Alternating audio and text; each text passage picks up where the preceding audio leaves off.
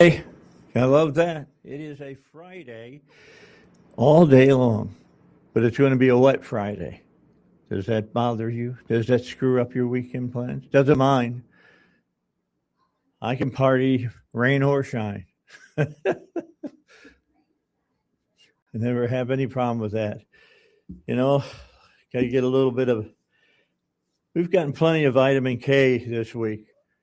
It's time that we got a little bit of moisture. My grass needs it, and the mower's coming tomorrow. So if it rains today, it'll grow overnight, and the mower will have fun with it tomorrow. So that'd be all right with me. Uh, so what did you do last night, Val? Say from 7 o'clock on. What did I do last night from 7 o'clock on? Yeah. News. That's basically that's it. Read the news. Why? I watched ESPN and watched the NFL. Oh, did you? Yeah, draft that was going on. How's that? Yeah, it's typical. I'm just amazed at the size of athletes now.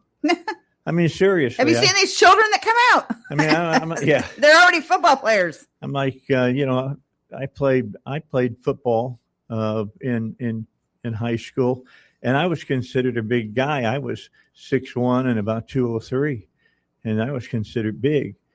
I mean, I played power forward in basketball. You're lucky if you'd even be looked at as a guard at 6'1" anymore. But they had some linemen being drafted, and they were from Samoa. And guys from Samoa are big anyway. I mean, you look at The Rock, you look at Momoa, and those guys, you get that feeling. They had one offensive lineman was 6'4", 315, and ran a 40 in 4.2. Can you imagine someone that big that can move that fast? Yeah, that's crazy. I mean, I remember when the Cat played for Dallas, and everybody was, flipped out by him because he could run a 60 in about 5 flat.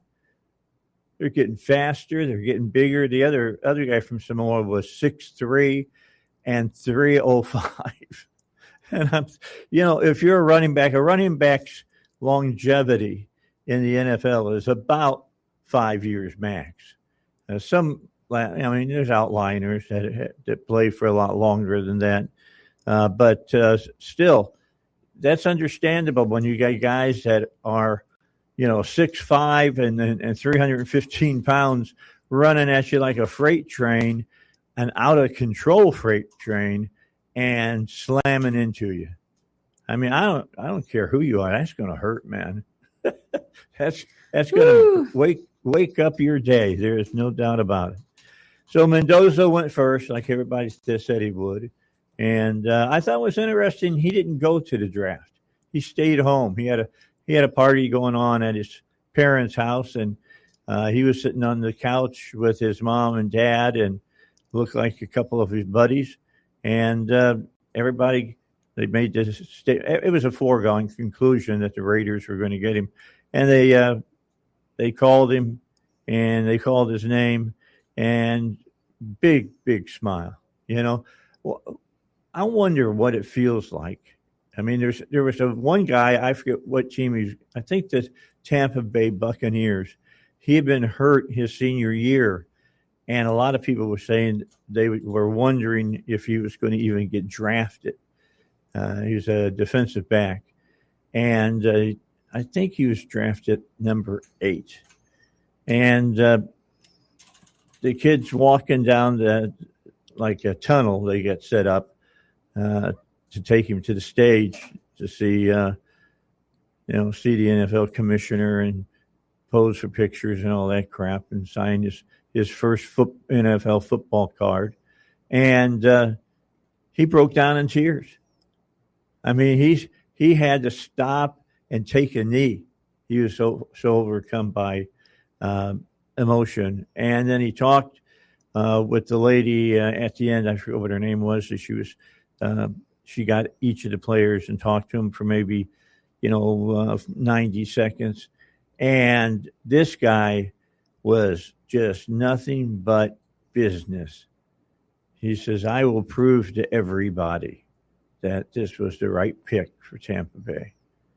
he and he if he wasn't really serious, he sure had a hell of a game face. That's all I'll say, because he sure looked like he was nothing but all business. That's what he looked like. Business. Yep. Yeah, man, well, he's going to make a lot of money. All those guys going in the first round are going to make a lot of money, and guaranteed money at that. That's one of the biggest changes that has happened in professional sports. Is now they give you $30 million guaranteed, which means if you go out on the first practice and blow your knee out, and maybe you're not going to play ever again, you're still going to get your $30 million. And that's good. I'm glad to hear that, the athletes can be pretty sure that they're going to see some of that money that they work so hard to get. I mean, people really don't understand. We all look at professional athletes and we think, yeah, wow, what his life is like. Well, I can tell you, for a football player, their life is, if they're not playing football on a Sunday, they are thinking about football. They are working out for football. And, most of them don't have a life outside of football. It's not as glorified a life as a lot of people think. I think there's a lot of sports figures after they get drafted. They think, I'm on easy street now. No, the work has just begun. Mm-hmm. Because when you go to the NFL from college, I had a coach explain it to me this way. When you go from junior high to the varsity in high school, that's a major step up. When you go from high school to college, and maybe you were the number one or number two player on your high school team, when you go to college, everybody's number one or number two on their high school team. And so you're competing with all of them, plus the other side that you got to compete for and against on the other teams. They're the best from their particular high schools. And then after you get done with college and you go to the NFL, you think that you're top, bull. And problem is that everybody on the other side of the ball probably is an All-American or second team All-American or whatever. It gets tougher and tougher every step of the way. So anyway, I was watching the draft last night. I enjoy watching the guys, because I played sports until I was a sophomore in college, and then I blew my shoulder out and my career was over. But I just got to tell you that, I can see it in their eyes. You can tell it when they come out of that tunnel and they hug the commissioner. Say, grab the guy, give him a big hug, and they're holding on to each other. And the commissioner's saying things to them. And I'm sure they're saying, well, you've made it to the NFL, blah, blah, blah, blah, blah. I wish you the best for the rest of your career. Now it's how good are you going to be so that you can get the big bucks. You're gonna make a lot of money at first, but you're gonna pay a lot of people that helped you get to where you're at. And a lot of players, of course, have their own trainers, and they eat special and all kinds of stuff. The guys that really want to stick around do, at least. But that one Samoan guy that was 6'4", 315, when he talked and did his little interview, he sounded like he had like the same mindset as Lawrence Taylor did. And Lawrence Taylor was a tremendous football player on the defensive side for the Giants. And this guy had been drafted by the Giants. And by the way, all you Giants fans that have been suffering over these last few years, you got John Harbaugh now going to be your head coach. I foresee that franchise turning around and things getting really serious in New York here over the next few seasons. And then you've got, because he drafted last night 3 guys that I know are going to start. on the defensive side, and got himself on the offensive side, got himself a left tackle, and that's to protect the quarterback, of course, and because the guy that plays quarterback is right-handed, so the left side he's not looking that way.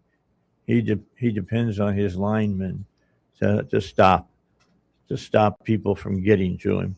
If the quarterback in an NFL game is just sacked hard, I mean, it's like he didn't see it coming, that means that the left tackle did not do his job. And he'll hear something about it once he gets to the sideline. You know, because you watch the linemen when their quarterbacks get sacked, and you know, their head drops, their shoulders slump because they failed at their number one job, protecting the quarterback. And guy signed with with the New York, and they asked, "What can New York expect from you?" And he was saying, "My 100% every day at practice and in the games." And then he mentioned their quarterback and said, "I would die for you." That was pretty good.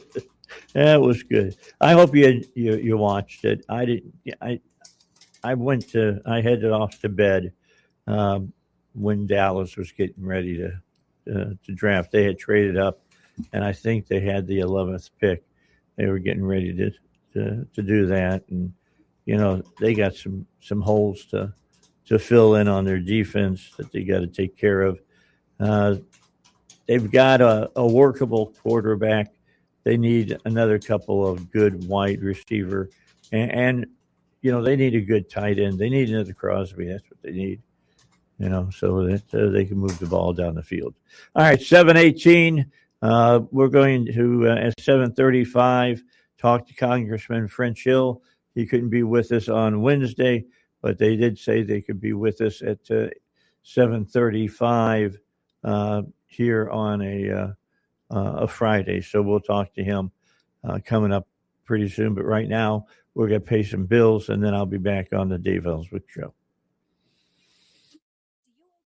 $1,000 or more in credit card debt or personal loans? With credit card debt at all-time highs, Debt Relief Advocates is urgently notifying consumers of debt relief now being made available, designed to aid consumers with out-of-control credit card debt. Those who qualify and enroll for this relief program will only have to pay back a fraction of what they owe. This is not bankruptcy or a debt consolidation loan. This is a relief program that credit card companies would rather you not know about, as it ends your debt nightmare and saves you lots of money. Consumers owing at least $10,000 in credit card debt or personal loans can now take advantage of this debt relief as the cost of living skyrockets. Debt Relief Advocates has established a relief hotline for you to call to learn what debt reduction you may qualify for, so don't wait. For this free information, call the Relief Hotline at 800-522-2174. 800-522-2174. 800-522-2174.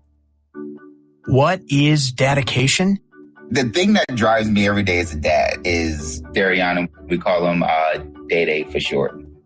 Every day he's hungry for something, whether it's attention, affection, knowledge. And there's this huge responsibility in making sure that when he's no longer under my wing, that he's a good person. I think the advice I would give is don't need to know all the answers. The craziest thing was believing that your dad knew everything. So as a dad, you felt like you had to know everything. You had to get everything right. It's okay to make mistakes. As long as it's coming from love, then, you know, it kind of starts to work itself out. I want him to be able to sit back one day and go, we worked together, we did a good job. That's dedication. Find out more at fatherhood.gov.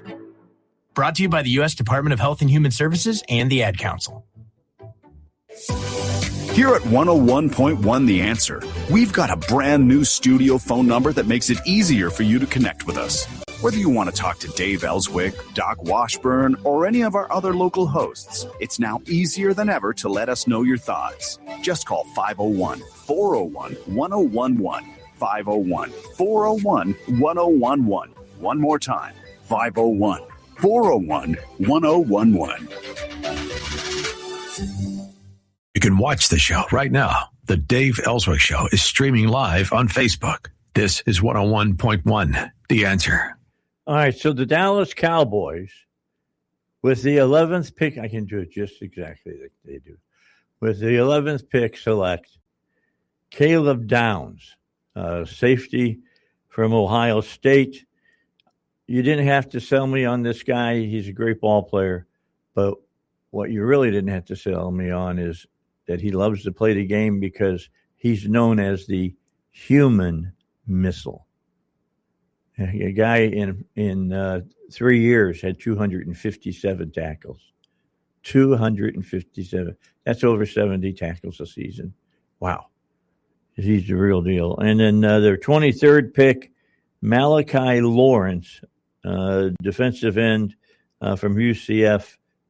They traded up to get him they traded with Philadelphia. They traded with, I forget who they traded with to get Caleb. They were number 12. They traded up to 11 to make sure that they got him to add to their secondary, because the Cowboys needed some defensive help. They lost Parsons, and their secondary wasn't all that good. This guy should help shore up the secondary some and cause problems for the wide receivers. You hit a wide receiver and really put a knock on them. Many wide receivers remember that through the rest of the game, and they get what's called alligator arms. If you've ever, it sounds better than Tyrannosaurus Rex arms, but they get to the point if you're a receiver and you're worth your weight in gold if you go across the middle and know that you're going to get nailed by a linebacker and things of that nature. But your arms, you don't extend your arms a lot of times, and your arms kind of your elbows are kind of to your side. So now you've taken away half of your arm length, and that makes it tough on the quarterback. So anyway, talk a little football with you today because, hey, it's not that far away. I mean, you'll be getting into the summer practices and all of that here in just a few weeks. Cubs won again yesterday. Everybody knows I'm a Cub fan. They've won 9 in a row now. Now they got to make a West Coast swing. And if they can be just a couple of games above 500 traveling on the West Coast, I'll be happy for them. But they're taking on a 3-game series starting tonight. They played early yesterday, got on a plane, flew out to L.A., and they'll be playing the Dodgers tonight. And, Dodgers, good ball club. They really are. It's the best money can buy, and they got a lot of money in that Dodgers ownership. My wife was talking to me Tuesday, and she says, "Where's the Cubs in the rankings?" I said, "Well, it doesn't matter right now. We haven't even played 25% of the season yet. I don't think we played 10% of the season yet." And she says, "Well, what do they do?" I said, "They're in last place." And they were in last place, and they were about 2 games out. And I said, "But it looks like they're getting going to get a streak going here," and they have.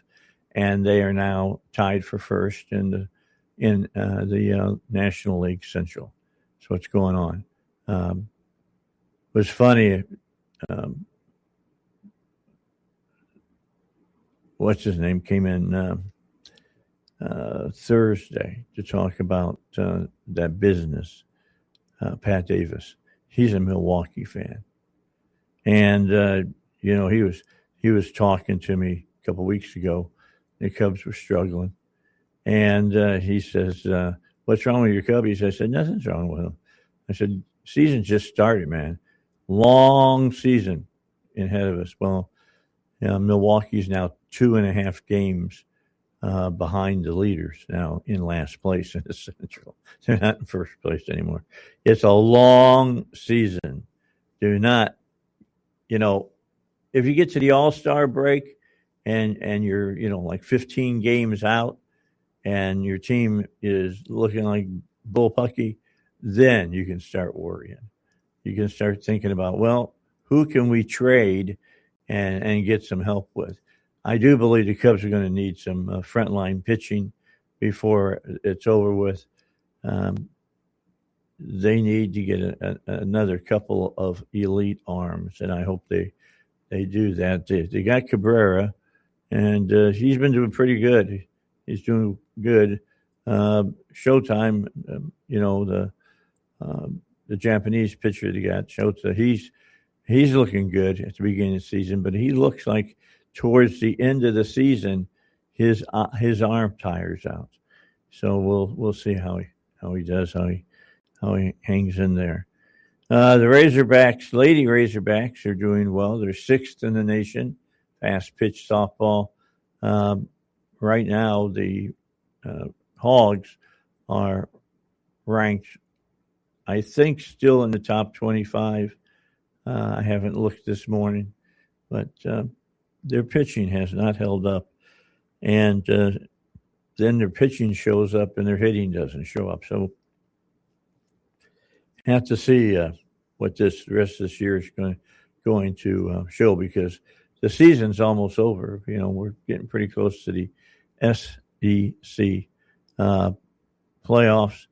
I don't think that the head coach is, Van Horn is all that worried about winning the SEC crown, but he does want to get back to Wichita and be able to play get into the World Series. That's something that he would like to do. It's not the same watching the World Series now when they moved to that new stadium. And I know that they needed to, because they were selling out those games left and right. But still, some of the personality of the old ball club or ballpark kind of went the way of the dodo bird. And have you seen what Oklahoma has done for their fast pitch stadium that they got over there in Oklahoma City? That is a mecca of fast pitch softball. They made themselves a great field, but that's what happens when you. How many World Series have they won in a row now? Seems to me 20, 21, 22. You're talking to the wrong person, right? Yeah. I know. I think, I'm not a sports gal. Just in the last couple of years, they haven't won, but up until that point, they won like 6 World Series in a row. They are the team and still are the team. Until they're completely dethroned, they are the team. All right, let's take a break. We got opinion for you. Bill O'Reilly here, and I'm warming up. Stand by for the O'Reilly Update Morning Edition. But first, Americans deserve a healthcare system that puts patients first. Right now, it's slow, complicated, and controlled by insurance companies. That's why more people are turning to All Family Pharmacy, a pharmacy that supports your medical freedom. You order online, licensed doctor reviews your request, and they handle the hard part. Your prescription ships right to your door. Please go to allfamilypharmacy.com/Bill. Use code BILL10 to save 10%. On this Friday, did you hear about the big ruling in Texas? So federal court said that the state can command all public schools to display the 10 Commandments in every single classroom. Now, the vote was close, but it was very surprising to me because we live in a secular country now, not a religious country. But the reason the 10 Commandments won in Texas is this: our Constitution, our Bill of Rights, all of our individual rights come from Judeo-Christian philosophy. The founding fathers admitted that. And when they wrote the Constitution, they included the Ten Commandments, not per se, that picture of Moses with the tablets, but you had love thy neighbor, don't commit crimes, obey the scriptures. You had all of that, okay, in different forms. The message was that although we are not a theocracy in America, we do believe that God has given us these rights. And now all the urchins in Texas will know it. Back in a moment. Homeowners, when is the last time you checked your home title? Scammers are everywhere and they're targeting your equity. With just a single forged document, they can file at the county. So don't wait until it's too late. Find out if you are already a victim today. Please go to HomeTitleLock.com. Use the promo code BILL to get a free title history report, plus a free trial of their $1 million triple lock protection. That is the Morning O'Reilly Update. More analysis later on.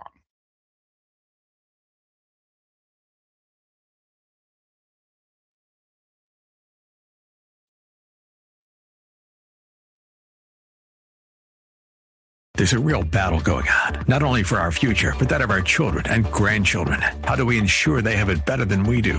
One way is to keep listening to us. We're your information source in the battle. 101.1, The Answer. When your car is making a strange noise, no matter what it is, you can't just pretend it's not happening. That's an interesting sound. It's like your mental health. If you're struggling and feeling overwhelmed, it's important to do something about it. It can be as simple as talking to someone in your community, or just taking a deep, calming breath when you need it. Nice. For mental health resources, check out loveyourmindtoday.org. At loveyourmindtoday.org, you'll find information that may help you get through a tough time. Things like tips for dealing with stress, how to navigate difficulties like financial worries, anger, substance use, and more. You can also find real stories of how people navigated their own mental health challenges. Because once you start to address the problem, you can go so much further. Visit loveyourmindtoday.org. That's loveyourmindtoday.org. Brought to you by the Huntsman Mental Health Institute and the Ad Council. We had a great vacation, but then we came back home, and after a few days, we found bed bugs or hitchhikers. We're pretty sure they joined us during our travels. That's not the souvenir we wanted, but thanks to the Bug Man, we're better now. We just wish we'd called them sooner because, unfortunately, they had spread from room to room. Call the Bug Man at 663-9464 or go to bugman.com and check out their coupons. No contracts required. The Bug Man has been serving our community for 45 years. Call 663-9464. Dave Ellswick is the conservative voice of Arkansas, and he's back. 101.1, The Answer. All right, we're going to join up now with Congressman French Hill from District 2. He normally would have joined us on Wednesday, but some kind of meeting came up, and you know what? His job comes before being on my show, so we reset his time for today to join us. And we got a lot of questions for you today, Congressman. Let's start off with what do you think about the president saying that he wants to recategorize marijuana to a non, really serious drug like heroin and things of that nature, which is a class 3 to a class 1. What do you think?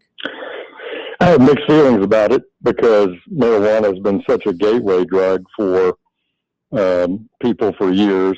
Our society is very split about marijuana. There's some benefits that people have found from it with chronic disease and chronic issues, and that's why we have the legislature and the citizens came together to approve some aspect of access to marijuana, as we know in our own state. I think some 30 states have something similar, either full recreational or medical type marijuana approval. So the president's reacting, I think, to that national trend. And I've always supported more research, because the challenge I think we have is, what is what is a marijuana dose?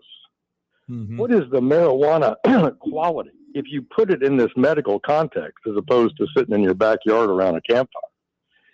And so it's conceivable now, with this scheduling issue, you could get a lot more FDA research that would do the analytic work I don't think we've ever done, that determines here's what the composition of a marijuana dose is, and if you claim it is helpful for symptomatic issues with serious disease, which a lot of people argue it has, and some research has indicated that will get us the data. We need to have a much more definitive view, and I think that makes the market a lot safer. So as I say, mixed opinions because of the gateway nature to drugs and alcohol, particularly for young people, and the behavioral health problems that are also a result of too much marijuana use that we see documented in the research as well. So if this leads to more research and more definition, I think that could be a real benefit. And we'll just see how people react to the president's decision. But he is recognizing what you've seen in some 30 states when you have broader access to marijuana. No, I have one other question about that, and that is you're on the banking subcommittee. What does it do for the people that are in this business that banks now can take their money? Yeah. Well, I have, for the 10 years I've been in Congress, supported a bill that facilitated credit unions and banks taking deposits and doing business with firms in states where they're legal. So Arkansas is an example of that. And we've never been able to pass it in the Senate. We've actually passed that bill in the House, I think 7 or 8 times, because, again, here's my logic. If you're doing something illicit with marijuana sales, and illicit finance and illicit distribution of marijuana, it's a lot easier to catch people and prosecute people inside the banking system than forcing them out on the fringes in the alleys and in the non-bank legal banking system. So for really all the years I've been in Congress, I've supported that approach. Our bank commissioner, Susanna Marshall, in the state of Arkansas, supports that approach. Most of our banks support that approach because they're caught in the middle. And there's serious federal law enforcement consequences to the banks. Yeah, I agree. In addition to the private business, yeah. Right. So, French, I have a question, it's Val. So there's been some confusion on if this has been already reclassified, but I know that there's a formal process that's required by the federal law. So can you explain that to folks? Because there's a lot of different headlines out there.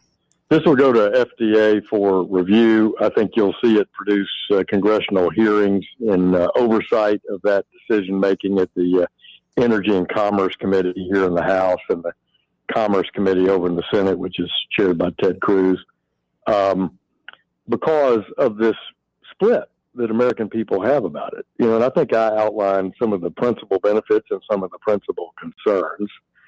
And then there were people that would not vote for the safer sort of banking act because of the just conflict in law. Schedule 1, if you're not a Schedule 1 drug, what you're doing is illegal. This is Trump. Trump is such a practical person, the way he thinks about government.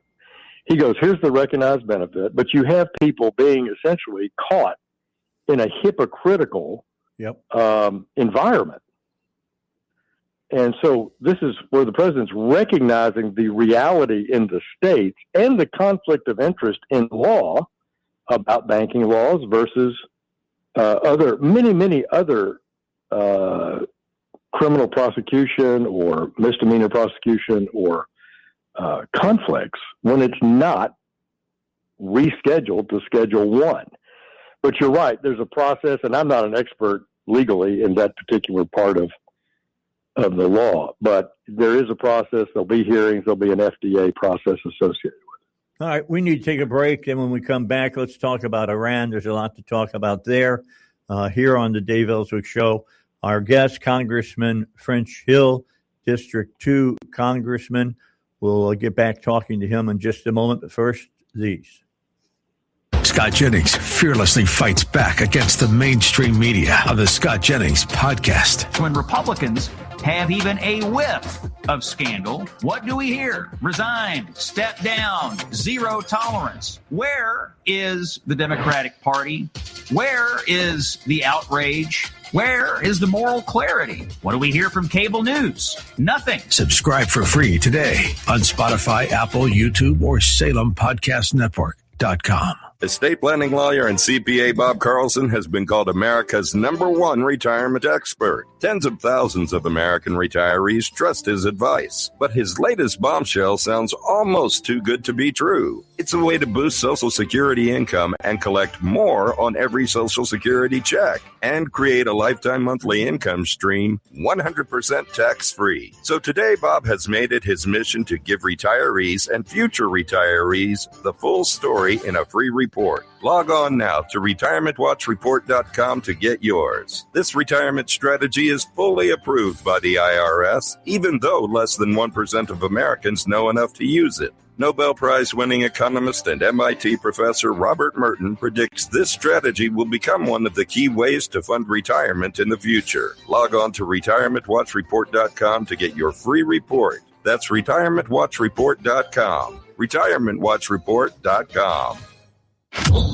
In his new movie, The Dragon's Prophecy, Dinesh D'Souza brings the new Middle East into focus with a message of perseverance, faith, and a shared global destiny. Could the fate of the world, of humanity itself, be somehow tied to this place? At long last, we have peace in the Middle East. Israel and Christians are coming together in a way they have never been before since the book of Acts. But is this the end of Hamas and radical Islam? What does the Bible say? We have to become fighters in the spirit for God. We don't accept what the enemy wants to do with our culture. We don't accept what he wants to do with the nation. If we keep fighting, we win. Powerful, prophetic, a must-see movie based on Jonathan Cahn's international bestseller. The Dragon's Prophecy combines history and scripture with faith, justice, and renewal. The Dragon's Prophecy, a new film by Dinesh D'Souza. Now available on Amazon, YouTube, and iTunes. Now, back to the Dave Ellswick Show. 101.1. The Answer. If you've just tuned in, we're talking with Congressman French Hill from District 2. He just gave us a really in-depth answer dealing with the marijuana changes that the president suggested and brought us up to date. Because there's a lot of people who think you're going to be able to run out to the grocery store now and buy a baggie. You know, that's not... You can buy a baggie, but it's going to be empty. I'm just telling you right now. But anyway, I think it's great for the banks, as the congressman said, getting them out of the middle of this and being in the middle, and it's a bummer for them. Now let's turn to Iran. That's the other really big story today. The president posted on E yesterday late that we're going to start doing in the Arabian Sea and in the Straits of Hormuz and all of that, what we do to the drug runners out in the Pacific off of our coast here in America. They're going to destroy those speedboats that are out there that are causing havoc. I'm all for that. In fact, when we were talking about this on Wednesday, Val and I brought that up, that we should be doing the same thing over there that we're doing here in the Western Hemisphere. How do you feel about this, Congressman? Well, I think it's even a more very clear case. You're in open warfare. Those small boats are the boats used to mine the waters, potentially open up small arms fire, they have a series of weapon options for them. And so it is an act of war to be in either the Iranian territorial waters or out in the Strait, which is international waters, with one of those crafts. So I think it is an appropriate response. I also think it's not only an offensive response, it's an important defensive response to the civil shipping lanes there that we're conducting our blockade on, and just to protect our own naval vessels. You may remember the USS Cole. Yes. We have to remind the American people of Iran's 50 years of attacks. And I really don't understand the rhetoric on the left about Iran. Now, overseeing the president, when he gets to 60 days, I think you're going to have strong conversations in Congress about authorizing continued use of military force in the region. And I think that's the role of Congress. We'll see how those debates go. We are absolutely involved. We want a peaceful outcome. But I'm fully supportive of this president's action. President Bush the other day in Dallas was quoted as bold, was his description, and that he hoped it would have the desired result. In other words, this has been behind the scenes the policy of the United States for decades. All right, go ahead. I'll just finish by saying that is absolutely an appropriate defensive and offensive step for naval or air forces to do that targeting, in my judgment. Okay, so the blockade seems to be having a very detrimental effect on the Iranian government. Word is out that it's causing a loss of revenue for the Iranian nation of somewhere between $475 million and $500 million a day. How long can the Iranian government stay under that type of pressure?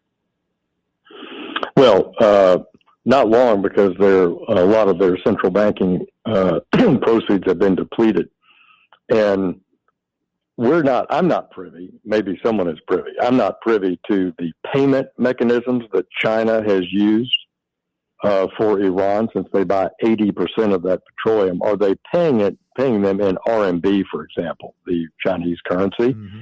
Or are they paying them in dollars? Or are they just doing it on a line of credit where actually no money has changed hands yet? And Iran is just ticking up a debt, at the central bank of China. You get my point.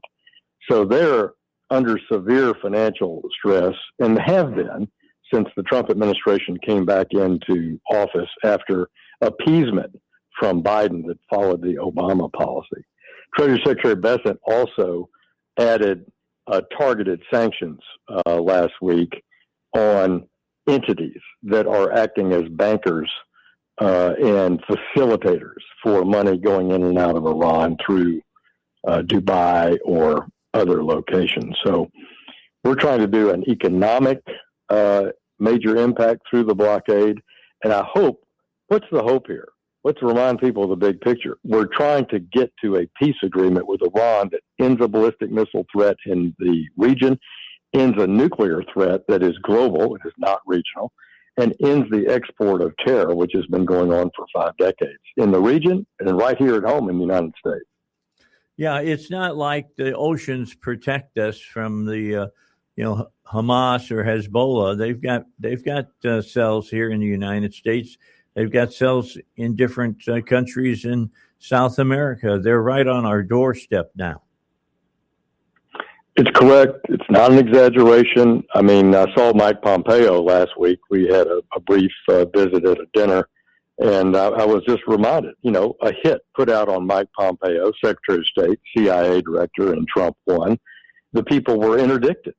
Iran had money in New York, documented in the Southern District of New York, money to hire a hit squad to kill John Bolton, and Mike Pompeo. This is happening in our country. Yeah, it's amazing to me. That in itself is an act of war. I'm sorry. In addition to, look, our media does the best they can, and I mean, I don't like the way they've handled the publications and coverage of the current conflict in the Gulf. But as a general matter, you can find through normal business channels Iran's many, many attacks on American interests at home and abroad. It's not hidden, but people just spin the facts. I think when you find a nation who we've prosecuted people, caught them red-handed with the money source and the people that were trying to assassinate a cabinet officer in the United States, and attempted murder of, don't forget, this is the beauty of you and I doing this show, because we have, it's sad to report to your listeners, but you and I both have exactly, 50 years of firm knowledge on what's happened in the last 5 decades. We were proud to admit it.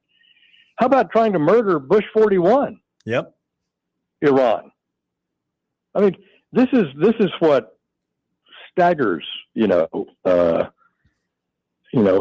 people just don't follow all the malfeasance of the decade. So anyway, I think Trump's in the right area, and we need to build a consensus of support here and not a consensus of division. Yeah, I agree with that wholeheartedly. They should be standing up with the president, because this is a regime that needs to be, placed on the ash heap of history. We don't need these kind of people stirring it up all the time over in the Middle East. And it sounds like Israel and Hezbollah are able to keep from shooting at each other until the middle of May. Right. And look, I think it is very important for Trump, and I think both Democrats and Republicans agree with this, to keep, as long as we're actively engaged in this, we need to make sure that Israel's in sync with us and not off the reservation with, what is coordinated, because I think that does create some of the conflict in the U.S. I really do. So this is why it's important, I think, to stay synced up with them. I think the president actively participating in the Hezbollah aspect of this with Israel and Lebanon is important. Well, what do you think about the court's decision saying that you can post the 10 Commandments in classrooms in America? This is going to go all the way to the Supreme Court, I feel, and I think the Supreme Court is going to rule in favor of posting the 10 Commandments. What's your feelings on this? How are you seeing this work out? I think it's good. I think, because I think about this rationally, that people need good examples of civic and moral example in the classroom and growing up. That is not imposing a state religion. And, when we're in the U.S. House chamber and we're on the dais, like we're serving as Speaker pro tem, looking out over the House on behalf of the Speaker of the House, we are staring at a profile of Moses, who is staring back at the Speaker of the House. And our House chamber is surrounded by all the great lawgivers in Western and Eastern history. And so to me, that is fundamental. That happens to be the principal Judeo-Christian version. But, I don't know why we discriminate against our own legal heritage by that and flip it around and say it's an imposition of a state religion. And so I'm pleased to see it. I hope people handle it in a wise and thoughtful way is my response. I've never, since, we've been dealing with this almost 60 years now, where we've just taken, we haven't taken civics out of the classroom, but we've weakened it, I think. But we have taken a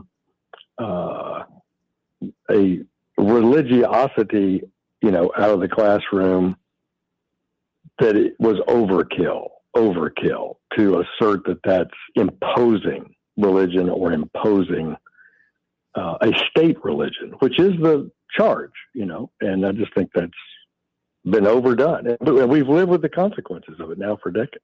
So let's see what happens. I hope it's a successful thing. I got 2 minutes with you left. Let me just ask you and give that to you and ask, what should we be watching for? What should the listeners be watching for coming up in the House? Well, next week is a big week. We have the Farm Bill, very important to Arkansas farmers. We just had our Arkansas farmers and cattlemen come visit with us this week. We hope to get the Farm Bill past the House next week. We hope to evaluate the Senate's proposal to fund Homeland Security and get that issue behind us. It's likely that will be on the House floor next week. I've not had a chance to read what Lindsey Graham and the Senate produced. It just happened in the last 24 hours. I hope that we are able to resolve the debate on the foreign intelligence surveillance statute that we were debating last week. We came to a negotiated settlement on that a couple of nights ago, and I hope we can get that issue across the House floor next week as well. And then King Charles is coming to Washington next week, and we are all committed to not letting him take the colonies back. We're committed to that. We're not going to do it. I know that he's seen the play Hamilton, and he thinks he can come and sing the song from the podium. I'll be back, but we're not going to put up with that kind of stuff. Yeah, I'm with you. It's a big week in D.C. next week. All right. Yeah. The other thing being that I don't think he's going to come up in a horse-drawn carriage either.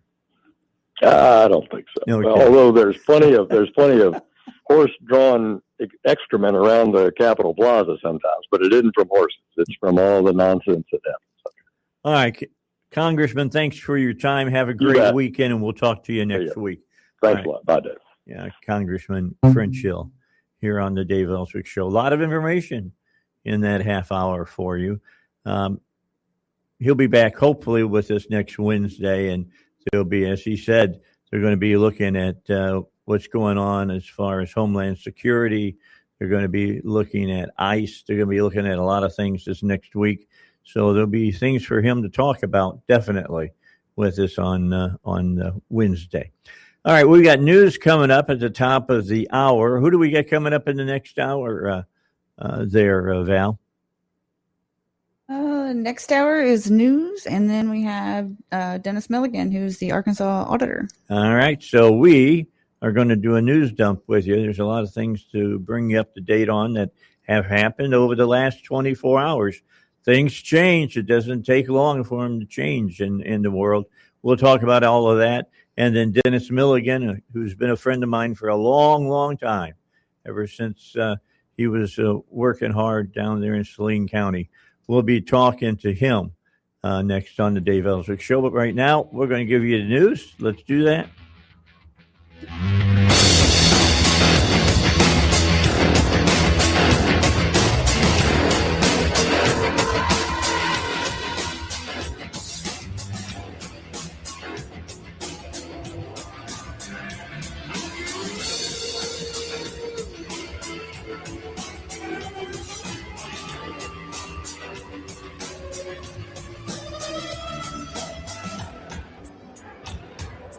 Freedom has a frequency, and it's 101.1. The Answer, where Little Rock comes to talk. KDXE, Kamek Village, Little Rock. Breaking news this hour from Town Hall. I'm Rich Thomason. Ferocious storms batter the plains, and Oklahoma is ground zero for the wicked weather. A powerful tornado in Oklahoma ripped roofs off buildings, knocked down power poles, and sent emergency crews rushing into a rural community near Vance Air Force Base. Ew, look at that! It's a satellite tornado! Good night! Video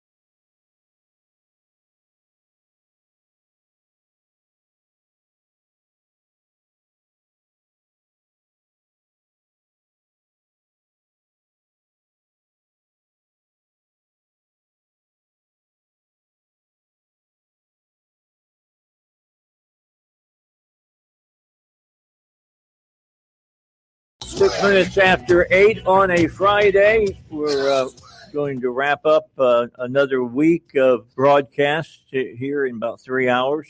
And we've got a lot of things to talk about.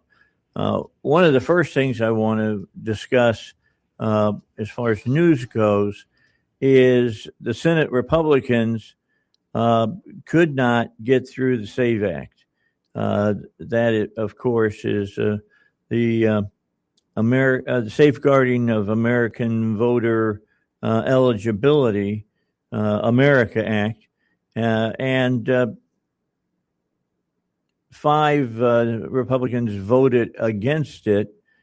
And I'm sure that most of you, when I read these names off, are going to go, I can't wait till they're out of office. Tillis voted against it. Tom Tillis, Republican in North Carolina, he's going to be done here in the next year or two. A person also that voted against it doesn't surprise me at all. Lisa Murkowski out of Alaska. Is she even a Republican? No, she's not really. Yeah. She needs to go. Yeah. And then Susan Collins. That one too. Republican of Maine. We need to get somebody who can run in Maine under the R banner and win. Mitch McConnell. See, he's almost done. Yeah. He's retiring. I don't know if when they asked him to vote, if he froze up and just couldn't push his button or what. But anyway, he's from Kentucky. And they all voted against the modified version of the Safeguarding American Voter Eligibility, America Act, early this morning. Their defections came during the Senate's Marathon Votorama, where lawmakers could force votes on any number of amendments, regardless of whether they mesh with the underlying budget blueprint.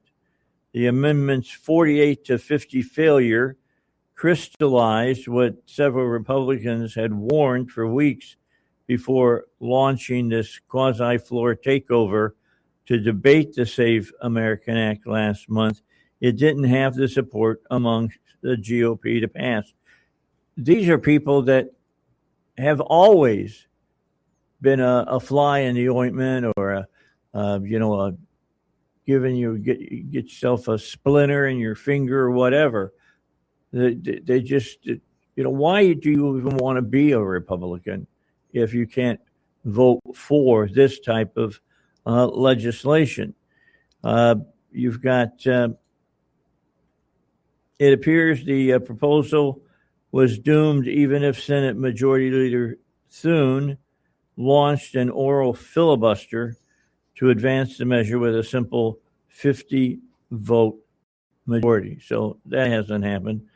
Kennedy said that he may be bringing up another amendment about the SAVE Act. This should be a no-brainer. That you got to show your ID to vote. Come on. If you vote against that, you need to be in some, classroom that's teaching mentally disabled kids, because you can't keep up with the American people. I mean, even Democrats, that people who identify as Democrats, 72 to 74% of them want you to have to show an ID to vote. This is not rocket science or science. When you've got, you got to show an ID to buy a beer, you got to show an ID to buy cigarettes, you got to show an ID to get on a plane, to get on a train, and just go through all the things that you have to show an ID for. But you don't have to show an ID when you're doing the most important civic thing and responsibility that you have. They always talk about, well, it's going to disenfranchise people. No, what disenfranchises people are people voting that shouldn't be voting, which cancels out, citizens' votes. That's disenfranchising somebody. It's just crazy. But anyway, those four, they're always, not doing what they're supposed to be doing. The president, as I mentioned to you last hour, says that you're shoot to kill, dealing with these Iranian mine layers in the Straits of Hormuz. Ed Morrissey from Hot Air has been covering this. He says the alternative headline should be the A-10 warthogs have entered the chat. That's the truth. In the wake of Iran's refusal to negotiate over its highly enriched uranium and its continued attacks on commercial shipping, the president has decided to redefine the ceasefire on the U.S.-Israeli side as well. Trump accused the IRGC of laying more mines in the Strait of Hormuz, where the U.S. Navy had already begun mine sweeping operations. On top of that, these best way I can explain these to all my baby boomer friends is these are like PT boats. You've got weapons on, fast boats is what you got, and they're small boats. They can almost turn on a dime, and we talked about this, Val. I mentioned that to the congressman. You and I discussed why wasn't the president just taking these boats out that are Iranian attack ships and doing like they do to the drug cartels. There shouldn't be any big deal about that. And the president said so yesterday, and that he wants people to know that he's going to start taking out those boats as well. Trump said, I have ordered the United States Navy to shoot and kill any boat, small boats though they may be. Their naval ships are all 159 of them at the bottom of the sea right now. But they do have these small boats, and they're putting mines in the waters of the Strait of Hormuz. There is to be no hesitation. Additionally, our minesweepers are clearing the strait right now. I hereby order that activity to continue, but at a tripled up level. Thank you for your attention to this matter. So, we'll make sure that we have control of the Strait of Hormuz, and the Iranians not being able to use it, as we've been telling you over the last few days. It's costing them $500 or thereabouts $1 million a day. That's about like $31 billion for the rest of the year. And they don't have that kind of money. Let me tell you, they don't. They don't walk around with that in their wallet. The aircraft carrier George H.W. Bush has arrived in the Middle East. So we now have 3 carriers in the region. We just had 2, but one was in dry dock getting worked on. That's been finished up, and they've been put back out into the sea. This is the first time in this conflict that we've had 3 carriers in the region. According to the Wall Street Journal, these 3 U.S. aircraft carriers and their accompanying warships are now sailing in the waters of the Middle East, giving President Trump additional warships to enforce his blockade of the Iranian ports and more firepower should he decide to resume strikes on Iran. The USS George H.W. Bush arrived in the Indian Ocean after traveling around the southern tip of Africa to reach the Middle East. That, according to U.S. Central Command, the carrier and several guided missile destroyers that travel with it will bolster U.S. efforts to crack down on Iran-linked ships. The last time the U.S. had 3 aircraft carriers in the Central Command area of responsibility was back on 2003, when the U.S. amassed a naval force to launch Operation Iraqi Freedom, a U.S. official said. The arrival of a third carrier strike group comes as the U.S. expands its efforts to go after ships supporting the Iranian regime. In addition to enforcing its blockade, the U.S. has begun boarding sanctioned and dark fleet oil tankers carrying Iranian oil. We've taken a couple. We've stopped over 30 ships now in the strait. You're going to love this. You're going to love this one, Val. Minnesota, and we know about all the fraud that's going on there, is holding hearings on. They're holding hearings on fraud, and guess who refuses to attend? If you said, Omar, Congresswoman Omar, you are exactly right. She refuses to attend those hearings. State and federal officials have accused the Minnesota Democrat of having a role in the scheme that defrauded the government and Minnesotans of some $250 million. That, according to the Washington Examiner. They summarized the accusation, the Washington Examiner did, by writing this. In 2020, Omar introduced the Maintaining Essential Access to Lunch for Students Act, which granted waivers allowing non-school-based distributors to participate in the program and claim compensation for the cost of those meals supposedly served. The Meals Act loosened the guardrails on the federal nutrition program that led to the scandal we now call Feeding Our Future.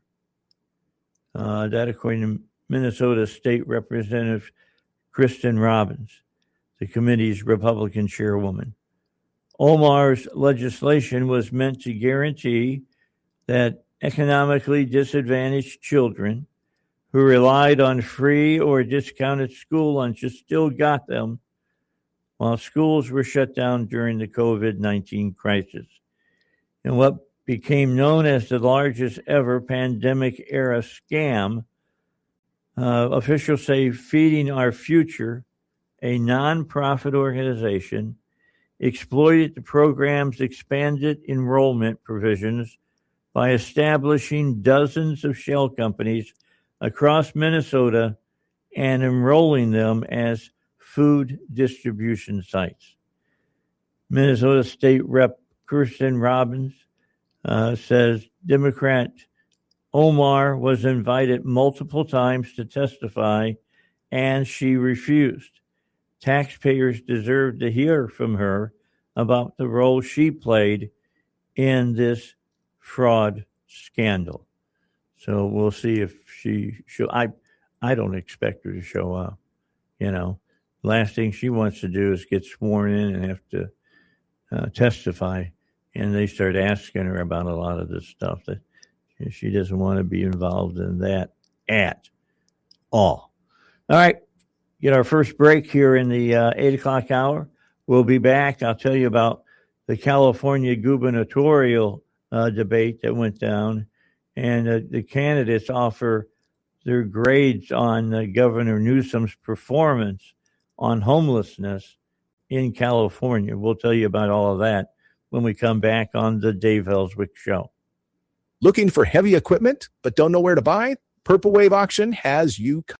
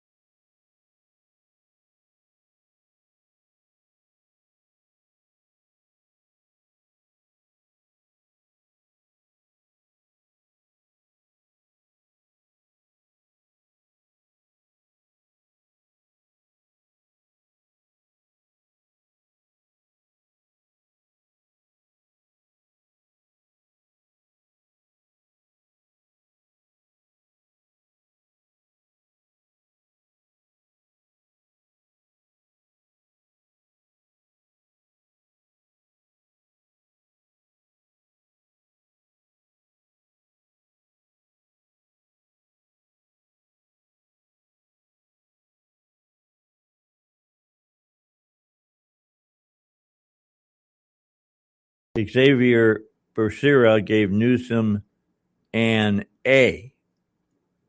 Well, you talk to people in San Francisco and L.A. and Orange County and places like that, they're going to look at these people and shake their heads.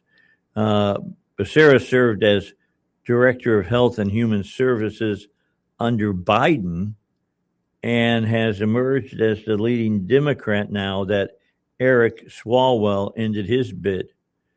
Dimitri Bolt, writing on Town Hall owned by Salem Media. I always mentioned, we've got a big footprint in Salem in conservative media.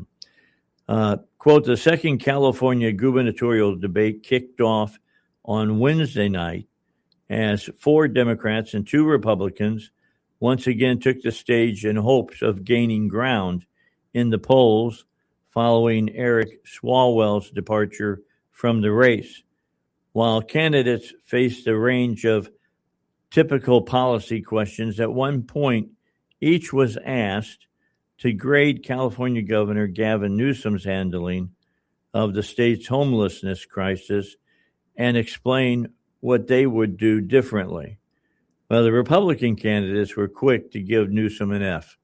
There's no big surprise there. I'd give him an F too. While the Democratic candidates, somewhat surprisingly, offered extremely favorable assessments. Check this out. Becerra gave him an A. Chad Bianco, Republican, an F. Steve Hilton, Republican, F. Katie Porter, a B.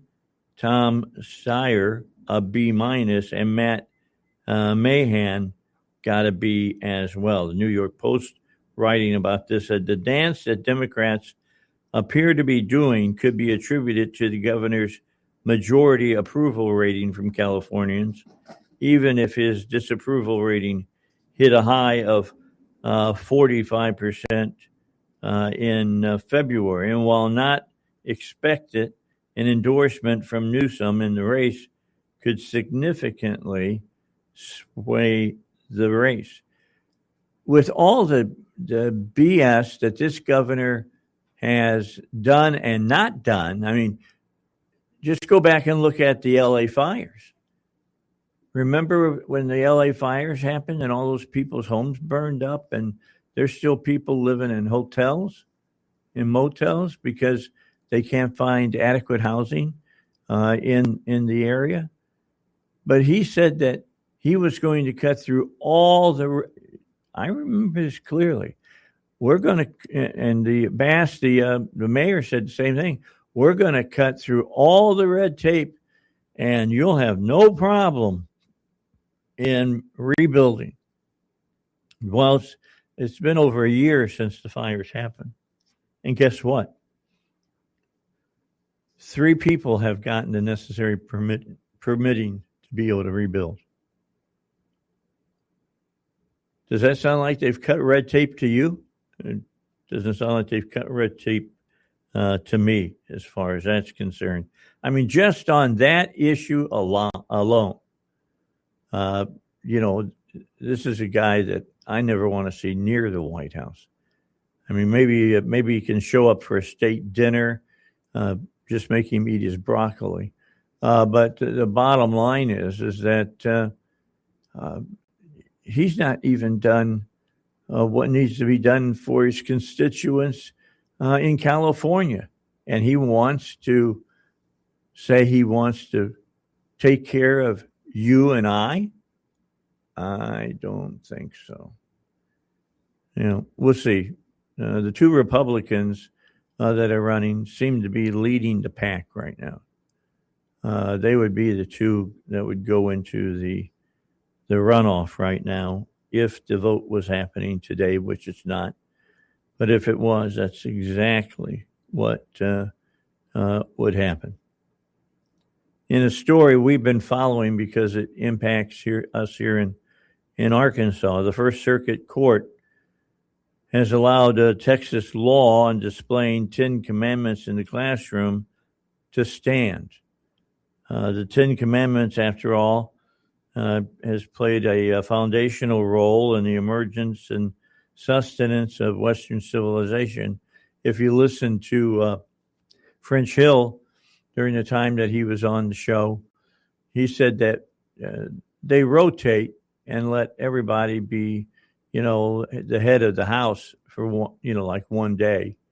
And when you're up there and you look across the chamber, you see Moses looking back at you. Now, do we need to paint over that mural because of separation of church and state? The answer to that is no. That's been upheld. And so it was right that they uphold this. The Ten Commandments can be posted. An appellate court ruled that Texas may require the public school classrooms display the Ten Commandments. The 9-8 ruling came from the conservative Court of Appeals for the Fifth Circuit in New Orleans. All right, we've got the news coming up, and then after the news, we'll come back, finish this story up for you, and then we'll get to the rest of the news that we need to talk about before Milligan gets here on the Dave Ellswick Show. With SRN News, I'm Rich Thomas.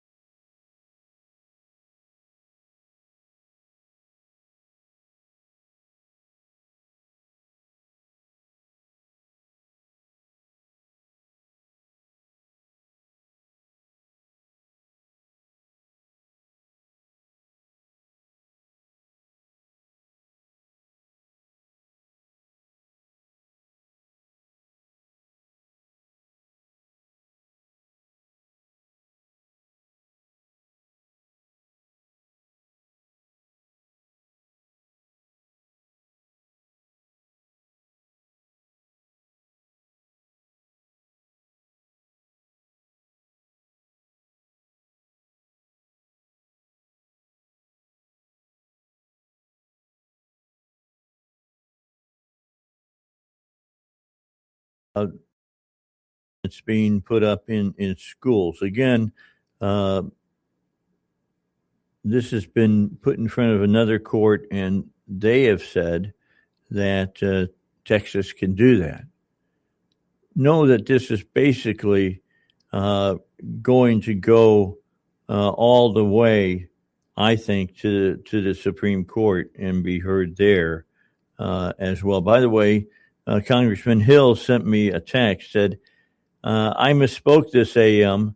It was Iraqi agents that tried to kill Bush 41 in 1993 in Kuwait. I apologize. All right, so easy to get the two of them mixed up. But know that, look, Iran has been a bad actor and a bad neighbor in the world neighborhood for 47 years, ever since the mullahs took over in Iran. They have been problems. I mean, let's just name a few things, all right?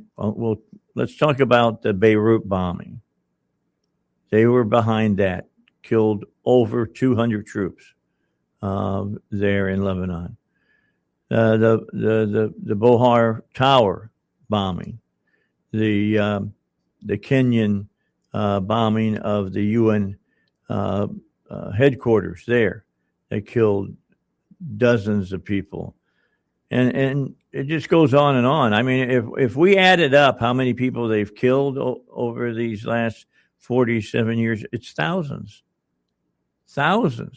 And if you want to throw in their own people that they've shot down in cold blood, I mean, they make the Chinese in Tiananmen Square look like nothing. They've killed over 100,000 people, easy. But there's a bunch of you that falls on their side. Why? You try to make it all politics at that point. There's some things that you just can't make political. I know you don't like Trump. I understand you don't like Trump. But don't you love your country? I think there's a lot of you who don't. And if you're playing politics over your country, it means you don't love your country. It's that simple. It's not rocket science. And for you, when you go to the polls, if you pull the lever or you push the button or you mark the ballot, whatever you do, and you do it for a Democrat, these are people that now are, dangerous to our country. They are causing problems. I mean, let's just look at Omar, all right? She's a Democrat. She refuses to show up in her home state right now to talk about fraud, waste, and abuse. Millions and millions and millions of dollars or such. So it's just something to keep in mind, and you should be ashamed of yourself if you're voting Democrat. I don't have any problem saying that at all, because their platform, for the most part, is anti-American. Totally anti-American. All right, I want to go back to the article about the Ten Commandments. Let's see, where's that story at here? Right in there. Okay. Let's take a look at the rest of that, because Albert Mohler chimed in on this. And I always listen to Albert because, he used to be the head of the Southern Baptist Convention. And he's pretty doggone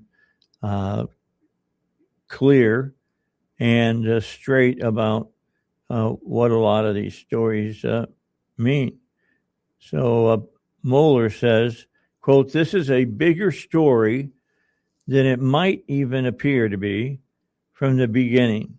And that's because there are huge constitutional issues that are invoked here. And we're also looking at the fact that something had to more or less be discarded or put aside in order for the Fifth Circuit to rule as it did. And that takes us all the way back to 1970. 1970. What happened in 1970? Well, that's when the Lemon case came up before the Supreme Court, and it presented what was known as the Lemon test. This was the decision of the U.S. Supreme Court going back to that era. And the Supreme Court majority actually said that in order to pass muster, that legislation is not an establishment of a religion prohibited by the Constitution, then the substance and even the motivation, the purpose of the legislation could not be remotely religious. So watch for this case. It's going to go all the way and be heard before the Supreme Court, and we'll finally get an answer on that. And it will be a split decision. I think, the liberals will stick together, Sotomayor and Kagan and Brown and the rest, and the majority, the conservatives, will not. They'll stick together and support the Ten Commandments being posted in a school. I thought it was interesting. Did you hear about Brown crying in her beer, saying, "I don't like being part of the Supreme Court when I'm in the minority," because she's losing on everything. You need to lose on everything because you had the audacity to sit in front of the Senate committee dealing with whether you could be voted on to be a Supreme Court justice, and had the hoops to say, when asked, what was the definition of a woman, for you to say with a straight face, "I don't know. I'm not a biologist." That's a person that really doesn't deserve to be on the Supreme Court. All right, I told you after the news at the bottom of the hour, I come back and talk about a buddy of mine, James O'Keefe. James has been on this show many a time. I left him a voicemail to see if he could give us 10 minutes today, but I've not heard back from him. And probably the reason why is because he's wrangling with legalities right now. And that is somebody on the Project Veritas board put up not a retainer. They set up, what was it that they filed? A restraining order. Yeah, a restraining order against James O'Keefe. In Florida. And that means, and it's under domestic violence. Okay. And it was Matthew, I'm finding it here. Sorry. I have all the information. I just don't have it in front of me. That's all right. Matthew Timmond, who was a board member of Project Veritas. My question is it's domestic violence. How does domestic violence have anything to do with Project Veritas? Well, I think here's the situation. So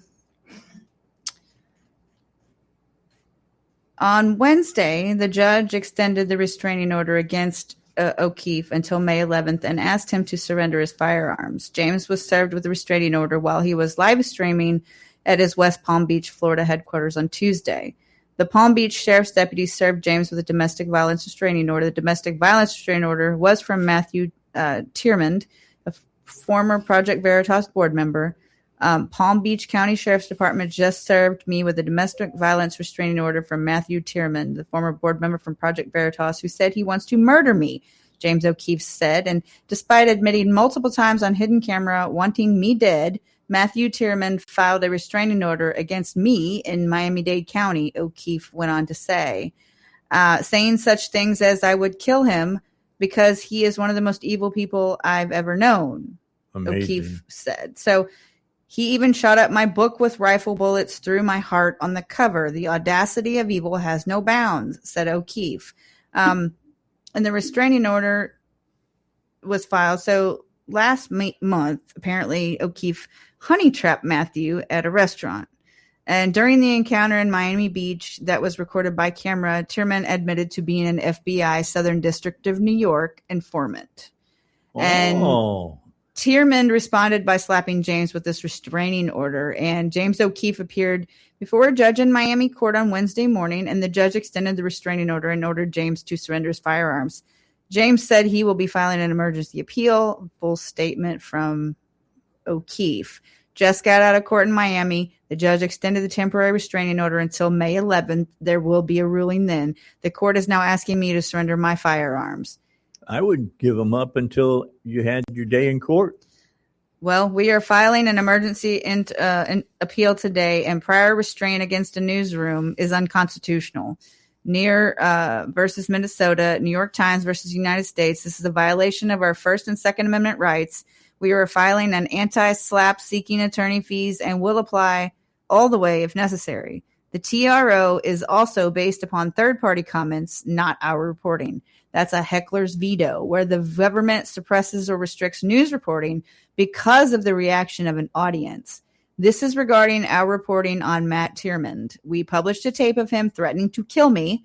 He shot up an image of me on the front of my book with a rifle bullet through my heart. He bragged about being a stars.You'll informant, and comments were angry at him. He just brought a domestic violence stalking restraining order afterwards in Miami family court against my news organization, and the local judge signed off. This is an extraordinary series of events. This is not an April Fool's joke. Yeah, look, you guys know about James because he's been on my show a ton. I mean, I met him at CPAC many years ago, and we struck up a friendship, and he's been on a lot of times. Like I said, I got his cell phone number. I gave him a call, and he didn't answer. So, and he probably wouldn't come on right now anyway because he's pending litigation. So, they've been after O'Keefe for a long time. They really went after him when he started doing the hidden camera series on Planned Parenthood. And he showed all these conversations that he had with different members of Planned Parenthood, the national organization, that showed that, they were selling baby parts and things of that nature. And then on top of that, the gentleman out in California that did exactly what James O'Keefe did, went out and recorded conversations with people in a pro-abortion group, showed that they were selling baby parts, and in fact showed the baby parts that they were selling. They went after him with a vengeance, and just last week he was cleared of all the charges that they had brought against him, and this has been going on for like 3 or 4 years now. They've been that's what happens when you go after the government, and the government comes back and comes down on you, because look, you have to support yourself and pay a lawyer to protect you when they're going after you like this. And a lot of people, in fact, the majority of people in this country do not have, the money just to, throw into the fireplace, so to speak, while you're fighting against the federal government, who has a whole lot more, got the whole Department of Justice that they can come after you by. So it's going to be interesting to see how this turns out with O'Keefe. Now, when you're talking about domestic violence, it's a very broad definition in Florida, is it not, Val? I mean, you lived in Florida. She's on the phone right now. We'll get that from her in just a moment, because I don't see how you could call this domestic violence. It's not. This guy's not a family member or anything like that. He's just everyday schmo bringing up domestic violence. Now, the domestic violence in Florida is a whole lot broader than it is in other places, right? Yeah, no, any kind of restraining order, stalking, it all falls under domestic violence, and you lose your guns until it's either you're either found guilty or innocent, and then you get them back if you're. Yep. So now everybody knows why here in Arkansas we've been so zealous in fighting against, the whole thing about, having red flag laws. But there's a lot of domestic violence in Florida, a lot of drinking in Florida. There's a lot of different, it's a different vibe, if that makes any sense. Yeah, but they shouldn't be able to just take, without due process. I agree with that. But I'm wondering, I'm trying to look for what happened in the case, but all I get is the minimal details. Like there was a notice, permanent injunction of hearing, because there was a hearing. He did go. And then it wasn't just him signing. It wasn't just Matthew going saying, and then they went and took the guns. There was a hearing, and O'Keefe was there with his attorney. And so I'm trying to find out what happened, because I've not seen anything about that yet. So he did appear. There was another hearing set for May 11th. But again, let me go back that you mentioned something when you were reading the story earlier, that this guy was an informant for the FBI. Is that right? That's what he got him on, on video or saying. So, and apparently he didn't like that, and he went ahead and filed. I guess he considered honey trapping him as stalking. Yeah. Well, Cash needs to jump in on this. But what news organization gets charged with stalking? Like he's a journalist. I understand. It's not like he dressed up and hopped out of a fern or anything. That was the same thing that they argued about David out there in California, and they're making a law against him now. They threw him in jail he was there for like 6 or 8 months. Unbelievable. All right, yeah. 8:52. We got to get a break in. We'll follow this story. And I'll see if I can't get James on next week. Could you imagine, though? You got a guy that says that he's going to kill you or he wants you dead. And then they come take your guns so you can't defend yourself. Well, of course. That's insanity. That's the way the left works. That's insanity. I just said it's the left. They're not the most, how we should say, stable. Yeah. Personality people I've ever dealt with. All right, a break, and then we'll be back, and we'll finish things up here on the Dave Ellswick Show for the 8 o'clock hour. We asked parents who adopted teens to share their journey. We just kind of knew from the beginning that we were family. They showcased a sense of love that I never had before. I mean, he's not only my parent, he's like my best friend. At the end of the day, it's all been worth it. I wouldn't change a thing about our lives. Learn about adopting a teen from foster care. Visit adoptuskids.org to learn more. Brought to you by Adopt US Kids, the U.S. Department of Health and Human Services, and the Ad Council. We asked parents who adopted teens to share their journey. When I met both of them, it was like my missing pieces were found. Like it was just like an instant, these are my kids. If you're considering adopting a teen, just do it. Kids need families. I don't care the age. Everybody deserves a family. Learn about adopting a teen from foster care. Visit adoptuskids.org to learn more. A message brought to you by Adopt US Kids, the U.S. Department of Health and Human Services, and the Ad Council. This is 101.1 The Answer, where Little Rock comes to talk. Start your day with Dave Ellswick in the morning, breaking down the stories shaping Arkansas and the nation, and hearing what you have to say. Then in the afternoon, join Doc Washburn as he takes on the biggest headlines, asks the tough questions, and opens the phones for real conversation. Because on 101.1, The Answer, talk radio means your voice matters. Call in, sound off, be a part of the discussion at 501-401-1011.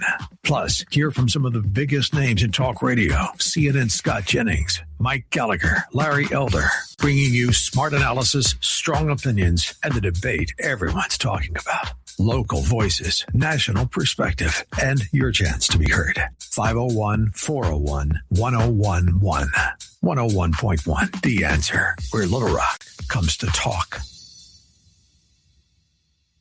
This week on Capitol Hill is the best way to get informed on everything going on with Congress. Hosted by Tony Perkins and the Speaker of the House, Mike Johnson. If the Democrats don't want to play along, and we have a suspicion that they don't want to enact more of these nation-changing conservative policies that are fixing everything, we might have to resort to another reconciliation package. Stay informed and become a regular listener. This week on Capitol Hill, Sundays at 8 a.m. on 101.1.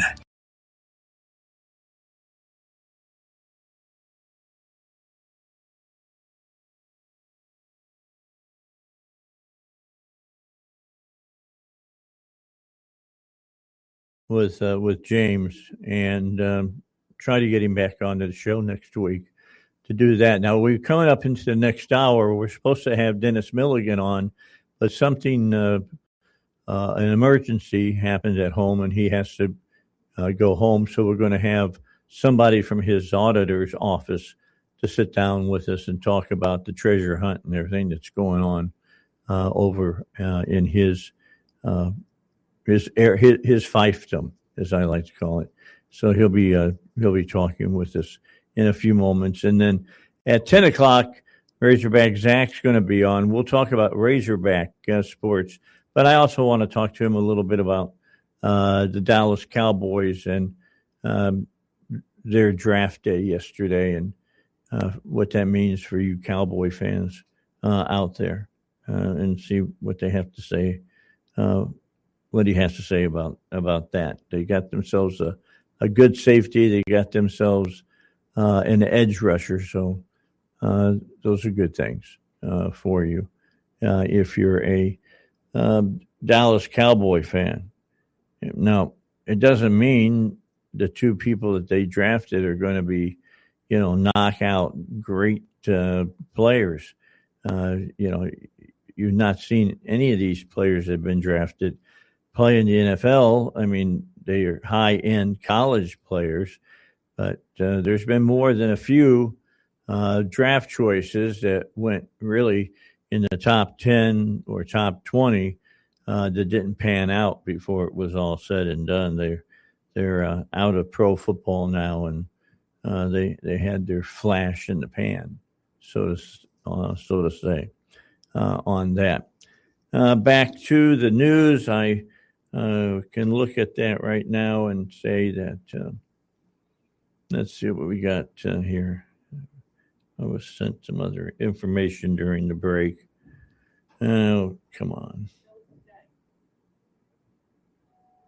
All right. Other stories that we probably should mention. We've just about covered everything. The Israel-Lebanon ceasefire has been extended by 3 weeks. That's been taken care of. Joining the meeting in the Oval Office were President Trump, Vice President Vance, Secretary of State Rubio, U.S. Ambassador to Israel Mike Huckabee, U.S. Ambassador to Lebanon Michael Issa, Israeli Ambassador to the U.S. Leiter, and Lebanese Ambassador to the U.S. Navdav Hamadi Mouawad. President Trump said the United States is going to work with Lebanon in order to help it protect itself from Hezbollah. You remember now, the Lebanese government doesn't run Lebanon. It's run basically by Hezbollah, and they've done more than their fair share of killing people. I look forward in the near future to hosting the Prime Minister of Israel, Bibi Netanyahu and the president of Lebanon, Joseph Aoun. It was a great honor to be a participant at this very historic meeting. So we'll keep our eye on that as well. Right now, I got my eye on the clock, and it tells me in 30 seconds we've got a break so that we can get to the news. So a little bit of music for you, and then into the news here on the Dave Ellswick Show.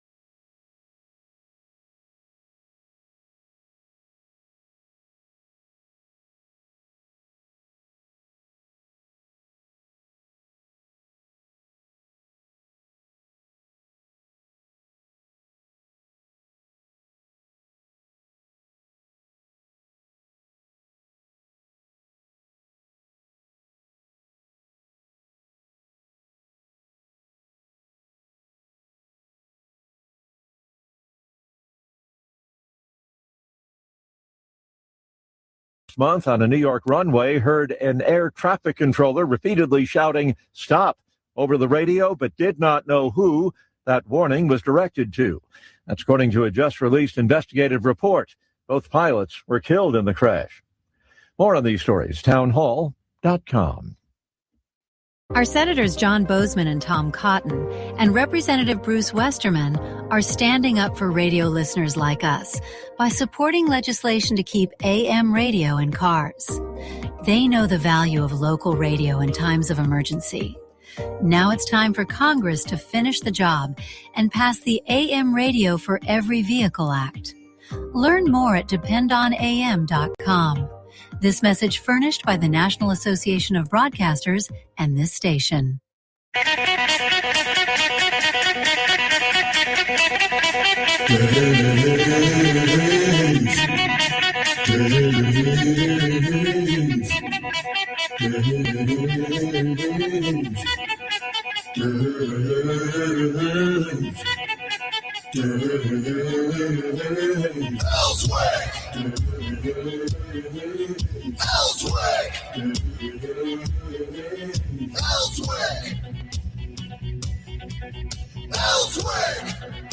Wow, 9 o'clock hour already.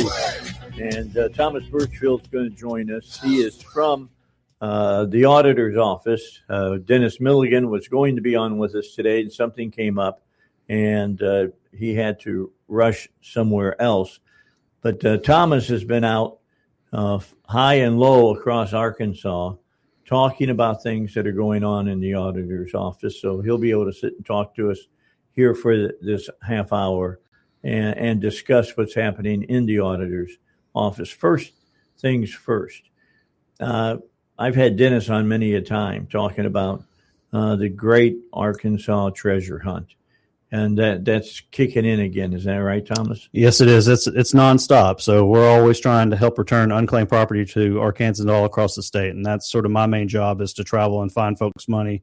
And matter of fact, I'm going to a group next week, the Developmental Disabilities Association, and they are nonprofits that take care of developmental disabilities. Right. And there's two organizations that have quite a bit of money, Easter Seals and Friendship Community Care out of Russellville and Little Rock. And between the two of them, over $65,000. They don't know they have. Wow. Y'all are the first ones to know. So I get to surprise them Wednesday morning with those monies. So organizations, nonprofits, churches, of course, individuals have money. We still have over $400 million in the Great Arkansas Treasure Hunt right now. So are you going to show up like the Publishers Clearinghouse?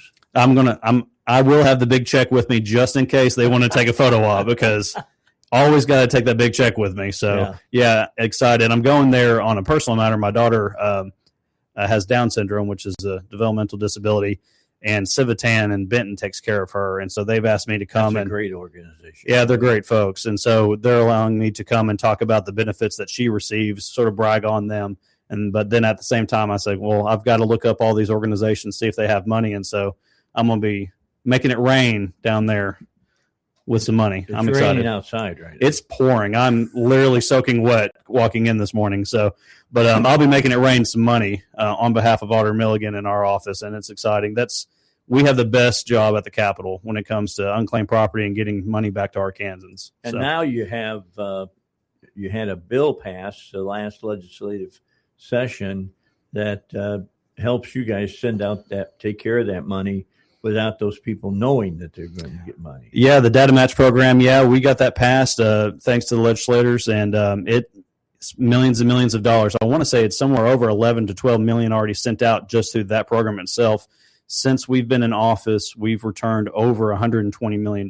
Wow. And that's us hustling. That's not us sitting around. Yeah. So that's a lot of that's our outreach team, myself and my coworker running around the state along with Auditor Milligan doing mobile offices. And, a lot of folks thought this was a scam for the longest time. We're starting to see the fruits of our outreach. A lot of folks don't think that anymore. And so now we're constantly slammed with claims, which is a good thing. And so we're returning money all over the place. Yeah, all people have to do is to get a hold of you, and you all will do a search for them, and they can get back to you. You guys can get back to them pretty pretty quickly. We do, yeah. And they could always check our website, claimitar.gov, and search for family, friends, deceased relatives, churches, businesses.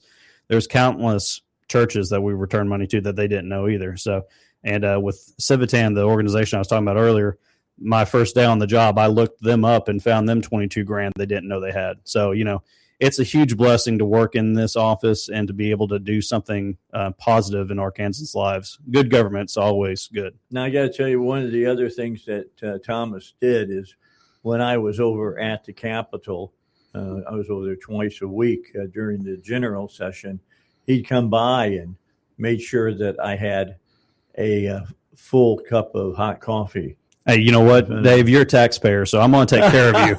So any taxpayers want to show up, Arkansans, even our brothers and sisters in other states, anytime, our door is always open. We're always happy to give tours. We're not the treasurer's office like we used to be, handing out or letting you hold that $600,000. But we're still pretty fun down the hallway right across from the governor's office. So anytime someone wants a cup of coffee, your taxpayer dollars paid for it, I'll make you a cup of coffee. All right. So I appreciate that. Thanks so much. It really comes in handy when you're on the air and it's not like I get to get up and walk around and go somewhere during my breaks. I just sit here like a lump on a log and then my show gets over and I try to figure out how to walk again. So, you're the man of the Capitol during session. People come to you, and then coffee's handed to you. So, that's always good. You got to have coffee. I'm just telling you, it is the nectar of life as far as I'm concerned. All right, so let's talk some other things. The president, brought into fruition a savings account for kids born in America starting at a certain date, going to a certain date. But here in Arkansas, I know I've had Dennis on several times, there are ways that you can, get the funds for your child's college. Yes, yeah. It used to be called the Arkansas 529. I believe it's called the Brighter Future Savings Plan now through the Treasurer's Office. And my children actually have accounts with that. My oldest daughter, who's 15, has a good savings with that, and it's an investment tool. But it's doing great. It's going to help pay for some of her college. And my daughter with Down syndrome that I mentioned earlier, Cecilia, she has one like that called Arkansas Able. It's an investment savings tool for those with disabilities, which you can use for practically anything. So it's both of those plans are wonderful. So that's what government's supposed to do. It's supposed to help people. It is supposed to help people, and those are really great tools to have in your tool chest or toolbox. So any families that are listening today, check that out. You can check it out at the Treasurer's website, I imagine, but both of those plans are wonderful. And I would really encourage you to look into that. I want to be careful here because I'm not investment. I'm not, expert in finance by no means, but I feel comfortable investing my money in those plans personally. And so if I'm willing to risk it, I think it's a good plan. So, well, you probably feel the same way I do, that you use a lot of the plans. I bet I'm sure you ran your name through the Arkansas Treasure Hunt website to see if you had any money. I did, and I have zero, but now my bride had 68 cents I made her claim the other day. Oh, and wow. I saved the state of stamp. I walked down the hallway and picked up the check. It took her a while to cash that check, but we cashed it because it was her money. But I found many family members and friends that have money. We were doing a mobile office in Sherwood with the city's mayor there. I think her name was Mary Jo. And while I was there doing my job, I also looked up some cousins who lived in Sherwood. They had $200. Called them. They came down. We did the paperwork and knocked it out. So, yeah, and now they have money. So, have you looked in this, Val? Have you checked it yet? Nope, I have not. Well, you've got it up there in front of me. I can look at it. You can you can take it down and look your name up, because if you have like $200,000 or something, you're not going to want people to know about it. I'm not she that could take lucky. you out to lunch. I'm not that lucky, but other people should do it because, There was some lady down in Hot Springs that had a lot of money. Yeah, she had $1.4 million. What? So, yeah, we got that to her right before Goodness. Christmas, year before last. What in the world would something like that come from? Like those are monies, and inheritances, I or- want to say CDs and maybe some savings accounts that her father had that she didn't know about. And then so we helped return those monies. And for those, I know, Val, you lived out of state for a little while. Mhm. For those who have lived out of state, go to missingmoney.com. You can put in the state that you lived in, and you'll be able to search and see if you have money there too. So Wow. folks who come through the Capitol weekly that are out of state, we tell them go to missingmoney.com and find money and unclaimed property all across the state or all across the country. So nice to find an administrative part of the government that actually does something for the people. Yeah, doing their job. Exactly. We love serving Arkansans and our brothers and sisters in other states. And it's, like I said, I was bragging on a second ago, we have the best job at the Capitol. I mean, we hand out money. You can't be hating on us too hard. So No. we love it. Yeah. Most people who show up, and I don't know who they are, and they're with the government. I remember the 8 famous words that Reagan always said to be aware of. Hi, I'm from the government, and I'm here to help. For once, that's true. Yeah. With our office, for sure. I'm going to brag a little bit. I've been in state government off and on and county government since 2013 with Auditor Milligan. I joined him back when he was circuit clerk down in Saline County. Yeah, I've been with him since then. And I've never seen an office work as hard. I'm talking about from the claim agents to our warrants department to our accounting department. They're constantly working, and it's that business initiative or sort of mindset that Auditor Milligan has. We're run like a business, and he expects results, and we've been knocking it out. All right, Thomas Birchfield is with us. He is a outreach manager. We'll talk further with him in a moment. We got to get a break in. The auditor, Dennis Milligan, was supposed to be here today, and Dennis always likes to come on the show. He loves coming here. And we just don't have – he had something come up and kind of got him flamboozled. And so that's it. That is a word. Look it up. And, he's taking care of it right now. All right, a break and then more here on the Dave Ellswick Show. Attention. If you suffer from consistent pain in your joints,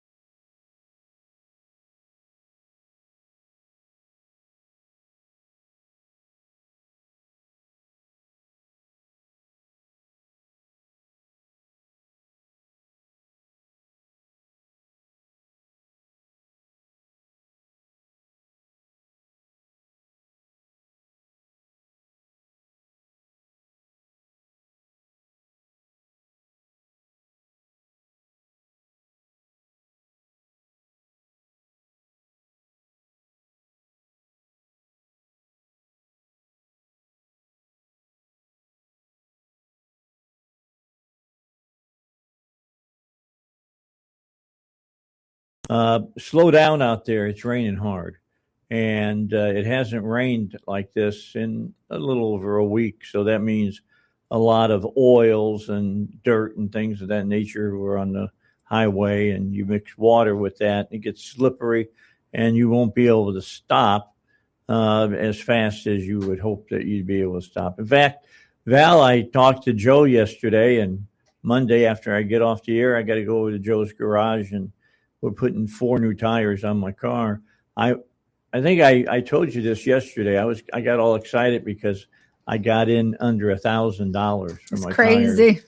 Wow, that is good. I had been looking and holding on it because tires have just, like everything else, oil, has gone up a lot. Yeah. Yeah, it's bad. I replaced my bride's tire, or 2 of them, the other day, and it was around $500, and it was ridiculous. I don't like to spend money, so but she needed it. So well, good. I'm glad that you took care of that, and she'll be driving in today. She'll definitely be thankful for that. Those tires, get you stopped out on wet road. All right. So what else is happening over with you guys at the auditor's office? Well, like you were saying, we're kicking up our treasure hunt run again. We're going to be going all over the state. We're going up to Northwest Arkansas next month in May, doing some check presentations. We found some nonprofits up there, some money. There's a famous barbecue place called Wright's Barbecue. I've heard of it. Yeah, they've got a location here in Little Rock now. They are originally from Johnson, and we found them over $14,000. So we're going to try some barbecue while we're up there and enjoy that.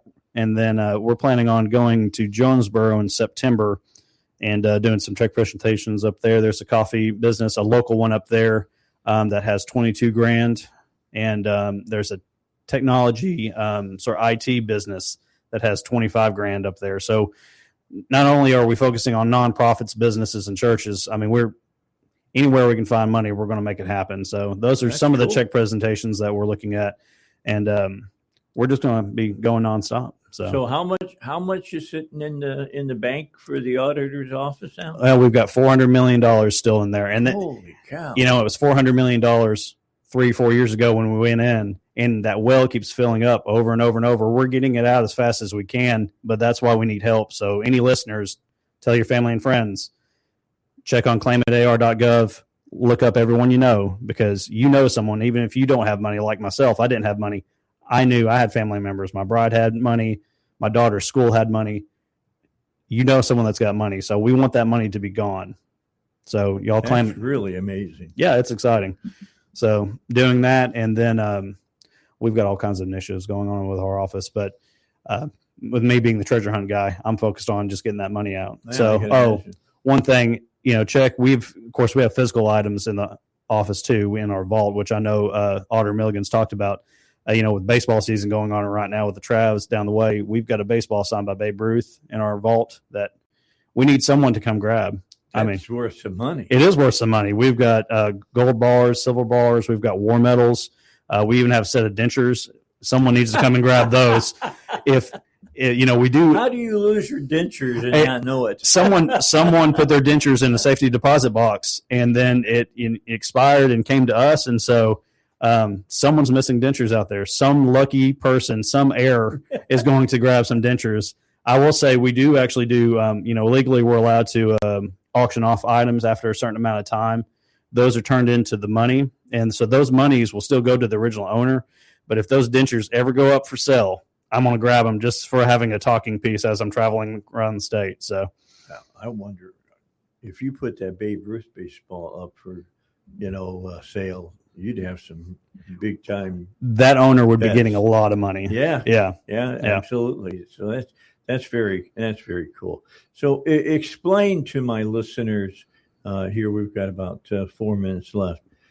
How this money ends up in the auditor's office in the bank. So with unclaimed property, it's monies that belong to you, but for whatever reason doesn't get to you. So there could be a rebate check that's come to you, you moved, and it just doesn't go to the right address. You can be an heir to a beloved uncle that has $1 million that wants to, give it to you, and he never told you about. And so safety deposit boxes, when they expire, they come to us if they can't find the original owner. But usually, it could be a rebate, could be insurance check, but usually it's monies that for whatever reason doesn't get to you, or you forget about cashing the check.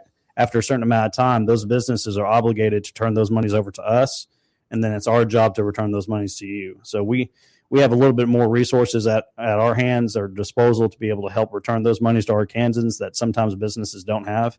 And so that's how those monies end up coming to us. I mean, that's what happens a lot of times when you have deposits for water, deposits for electricity, all those things. Let's say you live in your house for 30 years. You put a deposit down 30 years ago to get the electricity turned on. Yep. And it's being held basically by the company. And you pass away, it's got to go somewhere. That's right. And then that means your heirs are eligible for that. And then they go through, our normal process, and we try to return those monies to them. There's a lot of heirship claims that we have. Those take a little bit more paperwork sometimes, but we're going to work hard to make sure that you get your money back. Our claim agents are wonderful with that. Very cool. Yeah. It's great stuff.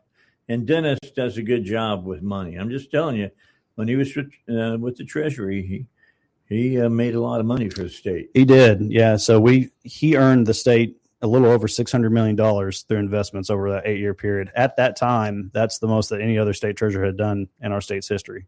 So he does a great job wherever he's at. He didn't have to offer anybody any cherry pie. No pies, no bribes, no nothing. We don't take gifts at our office still to this day. So, yeah, I'm glad we were able to clean up the treasurer's office and do some good work. That's good. Yeah.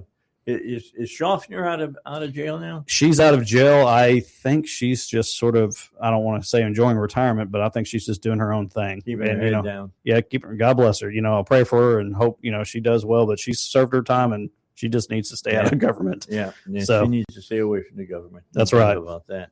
Okay, so this is cool. You come in. I usually have Dennis come in once a year to talk about this. So it's that time of year. Yeah. Well, and I mean, if you won several hundred, if you had several $100s to just scheme your way that you weren't expecting, if you're going on vacation, you might be able to do a few extra things. Yeah, and we've, and this is the first government office that I've worked in. I mean, we've changed some lives in the treasurer's office because we've earned the state so much money. But being able to, we had a sibling couple come in that one of our claim agents actually called them, realized, they had some money from an actual uncle. It was around $77,000. They didn't know they had. It was two brothers and a sister. And I'm, try to be discreet here, but they drove in a, sort of a beat up vehicle. And the sister was crying because she needed the money so bad. And it was a blessing. She ended up, the car actually broke down a couple of days later, and she was able to use those monies to buy a vehicle that she needed. So we were able to actually change lives through good government, which is a passion of mine. And I know it's a passion of Auditor Milligan's. So, well, it's a passion that you should have.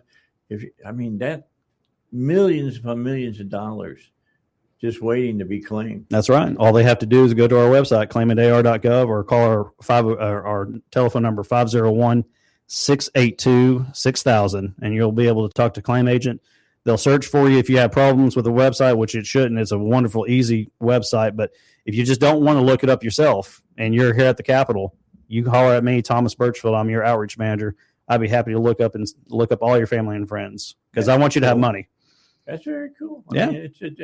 And like you say, it's when you come bearing checks, that's a good thing. It is a good thing. I'll be happy to see you. Yeah. It doesn't matter where you come from. If you're a taxpayer, we're going to take care of you. Yeah, so I can tell you when I go in to see people, they're typically not happy to see me because I got questions. Well, you got questions. You got to stir the pot a little bit. You got to keep them on. You got to keep them how to do that honest. Kind of stuff. That's right. All right. Well, I'm going to let you back out into the rain. Sounds good. Be sure that you drive safely out there because it's supposed to pour down for several hours right now. Sounds good. I'll be careful I'll see you all at the Capitol. All right. Thomas Birchfield. He's an outreach manager for the auditor, Dennis Milligan. We'll have Dennis on in the future. He'll come by. He loves coming to the show. He really does. He's a great friend of the show, and he's done a great job politically here in the state on the county level. He's been, he's been the chair of the Republican Party. He's done a lot of different things. He serves well wherever he's at. He does a great job. Yeah, he does a good job. All right, let's get to the news here on the Dave Ellswick Show. SRN News, I'm Rich Thomason in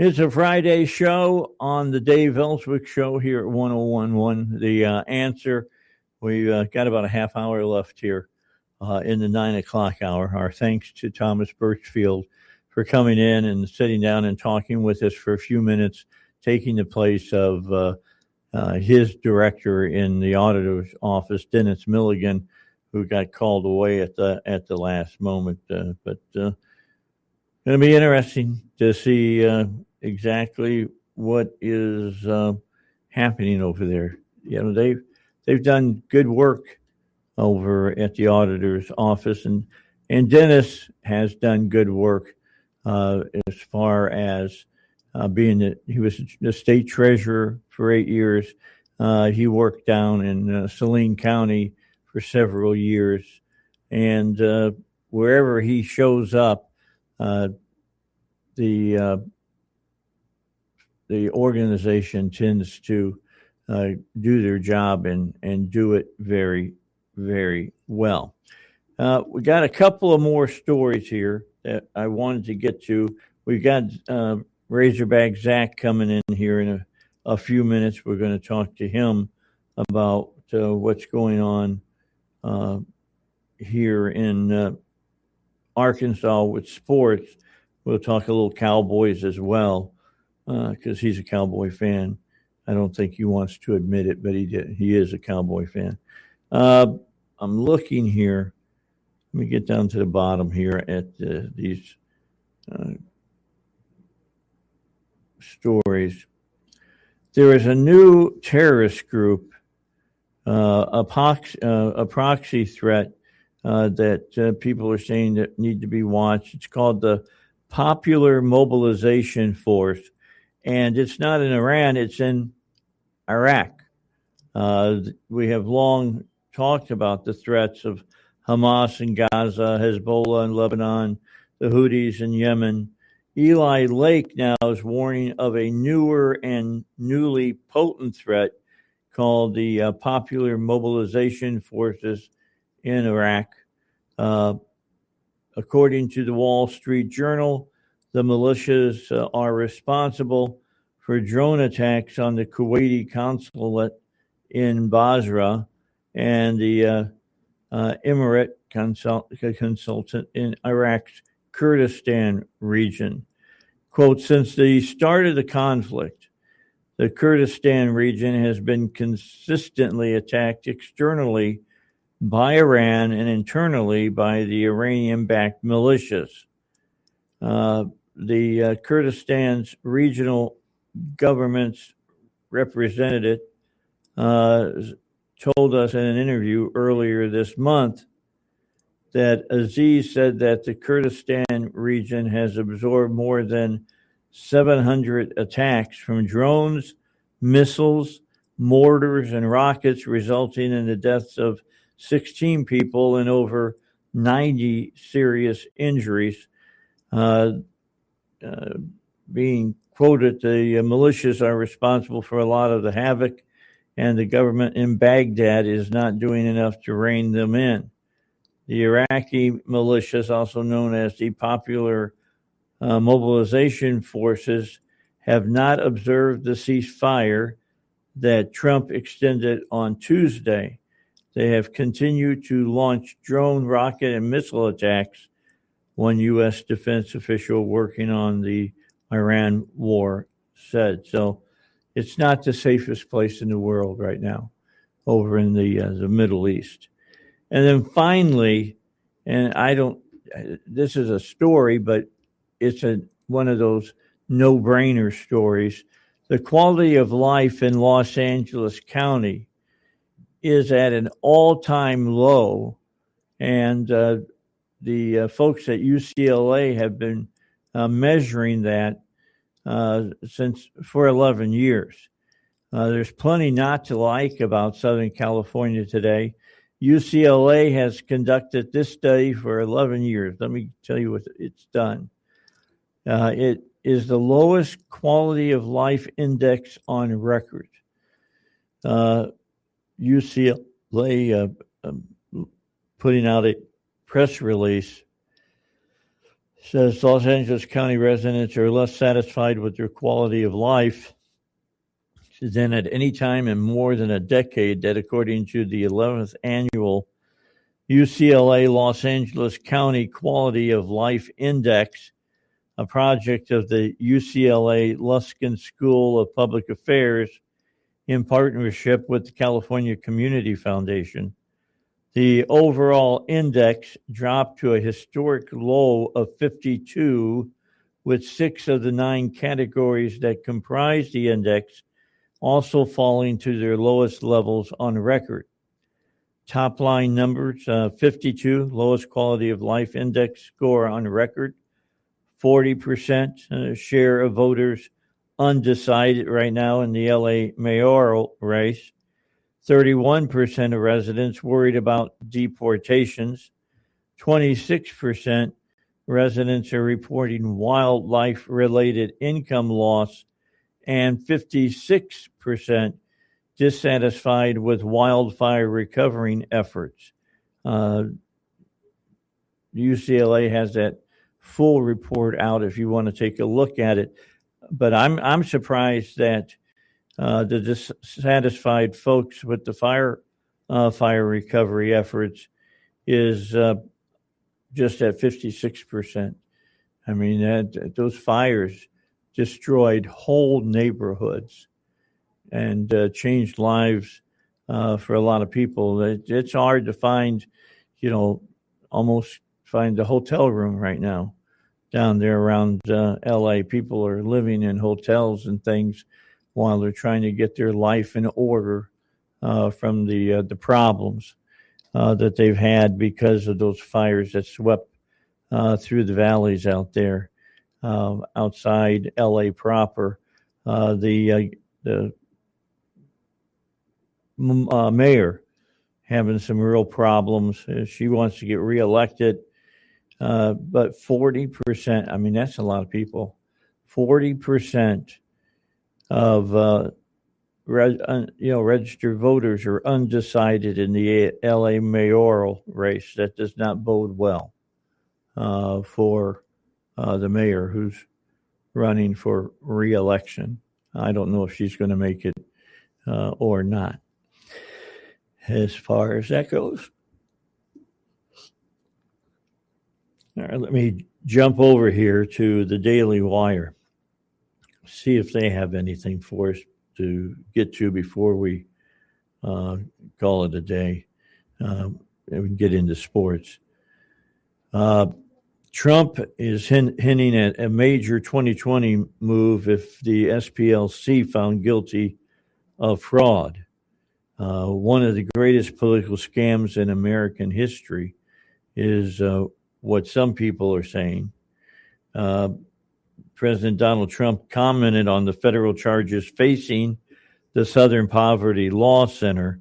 These people are just disgusting, to be honest. Early this morning argued that the leftist group's potential fraud is another Democrat hoax that places the 2020 election results into doubt. Trump made the comment in a post on Truth Social, marking the first time he has publicly addressed the allegations against the Southern Poverty Law Group, which was charged earlier this week with multiple counts of wire fraud over its scheme to pay the leaders of multiple white supremacist groups in exchange for information. Quote, the Southern Poverty Law Center, one of the greatest political scams in American history, has been charged with fraud. This is another Democrat hoax, along with Act Blue and many others, Trump wrote. If it is true, the 2020 presidential election should be permanently wiped from the books and be of no further force or effect. Thank you for your attention to this matter. The SPLC, which started in the 70s as an organization to push back against racism and segregation in the South, has been paying leaders of extremist groups for decades. That, according to an indictment unsealed by the Justice Department Tuesday, the indictment states that the SPLC secretly used donor cash to pay so-called informants affiliated with racist groups, including the Ku Klux Klan, over $3 million between 2014 and 2023. The SPLC is closely aligned with the Democratic Party goals and talking points and has a political action fund that almost exclusively endorses Democrats in state and local elections in the South. Between 2015 and 2023, The SPLC paid a member of the white supremacist group that planned the, quote, Unite the Right rally in Charlotte, Virginia in 2017. That's according to the indictment. The rally, which turned deadly when a man drove his car through a crowd of counter-protesters, became the main reason behind former President Joe Biden's 2020 election campaign. Biden pointed to the rally in his campaign in his announcement on video, pinning blame on Trump and saying, quote, in that moment, I knew the threat to this nation was unlike any I had ever seen in my lifetime. Yeah, you had one of your groups on the left paying, groups on the right that were raised in hell about, in Charlottesville and other places. It's like a fire department. Let's use a volunteer fire department. And they were taking their own money and paying arsonists to go out and start fires. I mean, that's literally what this is doing. The SPLC asking you for money, and you've given them millions, and then they use that money to pay the very groups that they're supposed to be going out and trying to stop. The SPLC has also engaged in a campaign to label mainstream conservatives as extremists and has used its influence to pressure social media companies and the federal government to censor conservative voices. The SPLC was used as a resource by the FBI to identify extremists before FBI Director Kash Patel cut the Bureau's ties with the leftist organization last year. In his post on this morning, Trump also called out the Democratic Party fundraising platform ActBlue, which is under scrutiny over accusations that it allowed foreign contributions in American elections. Trump maintains that he was the rightful winner of the 2020 presidential election, which Biden won by over 70 electoral votes amid major controversy over mail-in ballots and ballot harvesting methods. Some of the statements coming in for this story. Anything aligned with the Democratic Party should be called into question.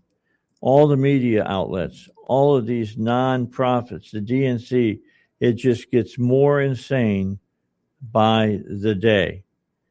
And then Walkaway Joe said that this is not going to change a single demon voter mind. They love this stuff. Truly unbelievable. This is where we are in America. And I agree with that. All right. Is Razorback Zach here? Has he got here to the station? Have you seen Zach? Oh, he's there. Well, he's in here running his mouth now. We'll come back after the break and talk with him as we will fire things up for what's going on in sports here locally in the state and nationally in the NFL. Mike Gallagher sees a lack of respect. As we've got ICE at our nation's airports,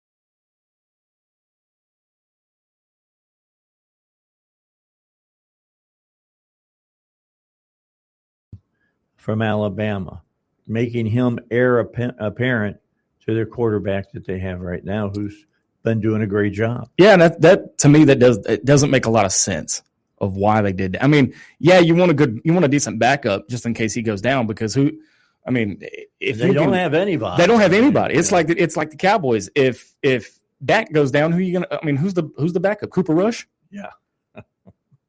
I mean, don't get me wrong. He did okay when Dak broke his ankle a couple years ago. Yeah, but again, you want somebody that's I want to say experience, because but he's got a little bit of experience. He's got a little bit, but to me, that high in the draft though, did they see something we didn't? I don't know. I just know that the way the draws dropped at the draft, you probably dug up all the concrete that they were standing on. You know what I'm saying?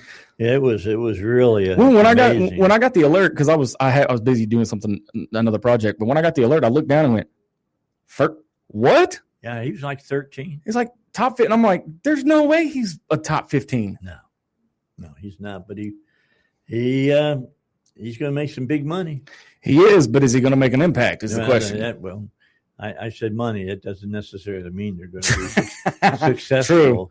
I mean, look, I can go back and talk about you had when Peyton Manning was waiting to be drafted. I forget who was going to go, saying that they were going to go after him, and he said, I won't play for him. Chargers. No, that was Chargers was Drew Brees.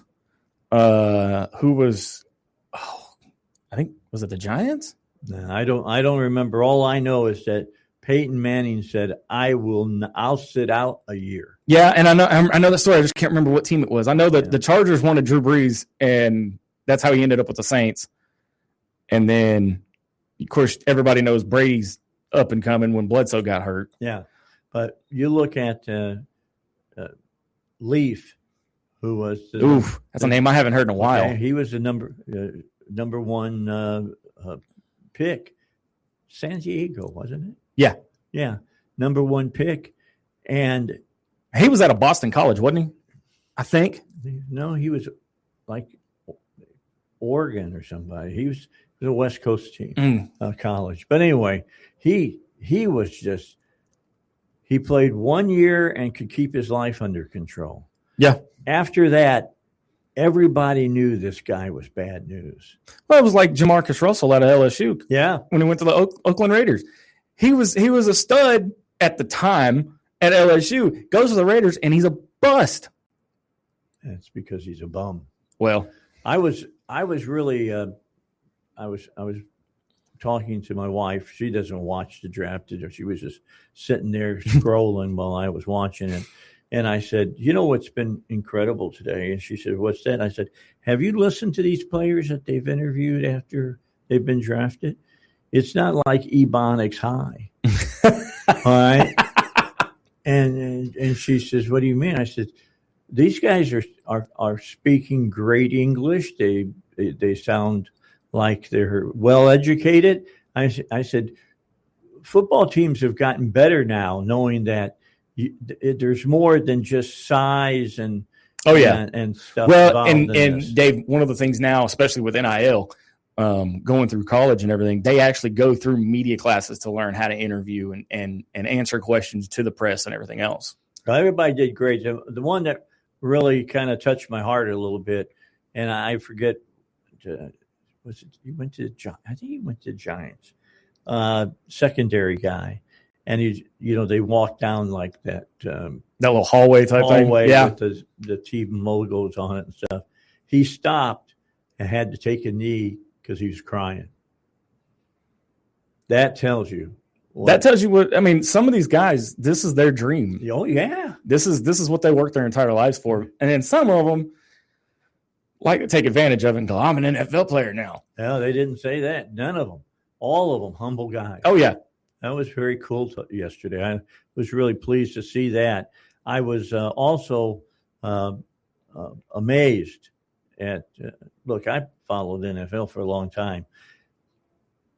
The guys that came from Samoa, they're huge. They're big dudes. They're huge. The one guy that was 6'4" and a quarter and weighed in at 315 pounds and can run to 40 in 4.5. Yeah. Can you imagine being a running back? I don't want to be the running back that's running into that. No. This guy was huge. He make rock look small. Yeah. He really would. And for him to move at that size, yeah, whoever gets him is a steal. That's a gold mine right there. Yeah, and they really lit the fire on the guy from Miami, the defensive end. Got picked. He got picked in the top 10, but there were all these questions about, could he play at the NFL level and all of that. Well, I mean, we're going to see. Yeah, well, whatever team he went to, the questioner, the lady who was questioning him, said, "What would you say to the quarterback?" He says, "I will die for you," because this guy's going to play left tackle. So he's the guy that's responsible. Yep. To protect that quarterback. Well, and the thing is if you've seen the movie The Blind Side, everybody knows the most important position is left tackle. Yeah. All right. Well, if you're a right-handed quarterback. But the easiest job in the NFL is not the kicker; it's backup quarterback. Yeah, it's the easiest job. All you got to do is carry a clipboard. You sit over there and just stay in the game. Yeah, and watch what's just going know on. What's going on, and your job's done. Yeah. That's the thing. I'd love to be a backup quarterback. Well, that guy that the Raiders picked up from UCF, he is going to be a great edge rusher, I think. Yeah, I'm a little worried. I'm a little worried about the Cowboys. I was talking to a buddy of mine, and he's a Detroit fan, big Detroit fan, a good friend of mine, and he and I were talking about that. I forget the kid's name. He's out of Ohio State. First pick the Cowboys had. Oh, okay. They get one with major knee issues. Now, I don't know if it's all the time, but that kind of bothers me. Yeah, it's with a C. But they call him the human missile. But when he's healthy, he's my buddy compared him to Ed Reed. Yeah. And we need another Michael Parsons on that defense because our defense last year. You might be. I think I would say that this kid that they got for the secondary, he's a true safety. Reminds me a lot of John Lynch. I mean, I can see that. He brings a dynamite tackling style. Yeah. Oh, yeah. He blows people up. He really does. All right, we got to get to the news. Let's do that, and then we'll be back. Zach's going to be here in the next hour. We've got a lot to talk about. There's a lot going on in Razorback sports and as far as the NFL goes as well. That's all coming up after the news here on the Dave Ellswick Show.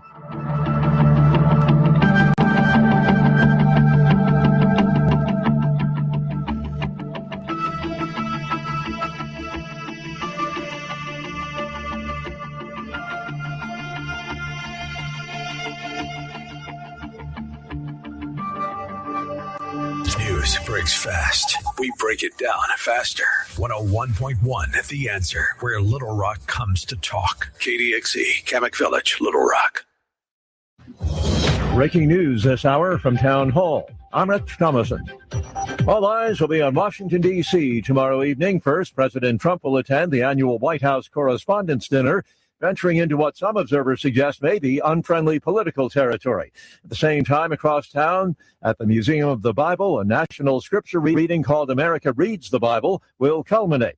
U.S. House Speaker Mike Johnson says week-long event highlights our founding fathers' belief in God. We kicked it off last Saturday night at a big event. There were so many of our friends and celebrities and some of the great evangelists and pastors and clergy from across the country. Look, I think it's symbolic and important that we do it on the 250th anniversary of the nation because it's, in my view, this is how it all began, of course. One of the scripture readers on the final evening tomorrow will be Salem Media CEO David Santrella.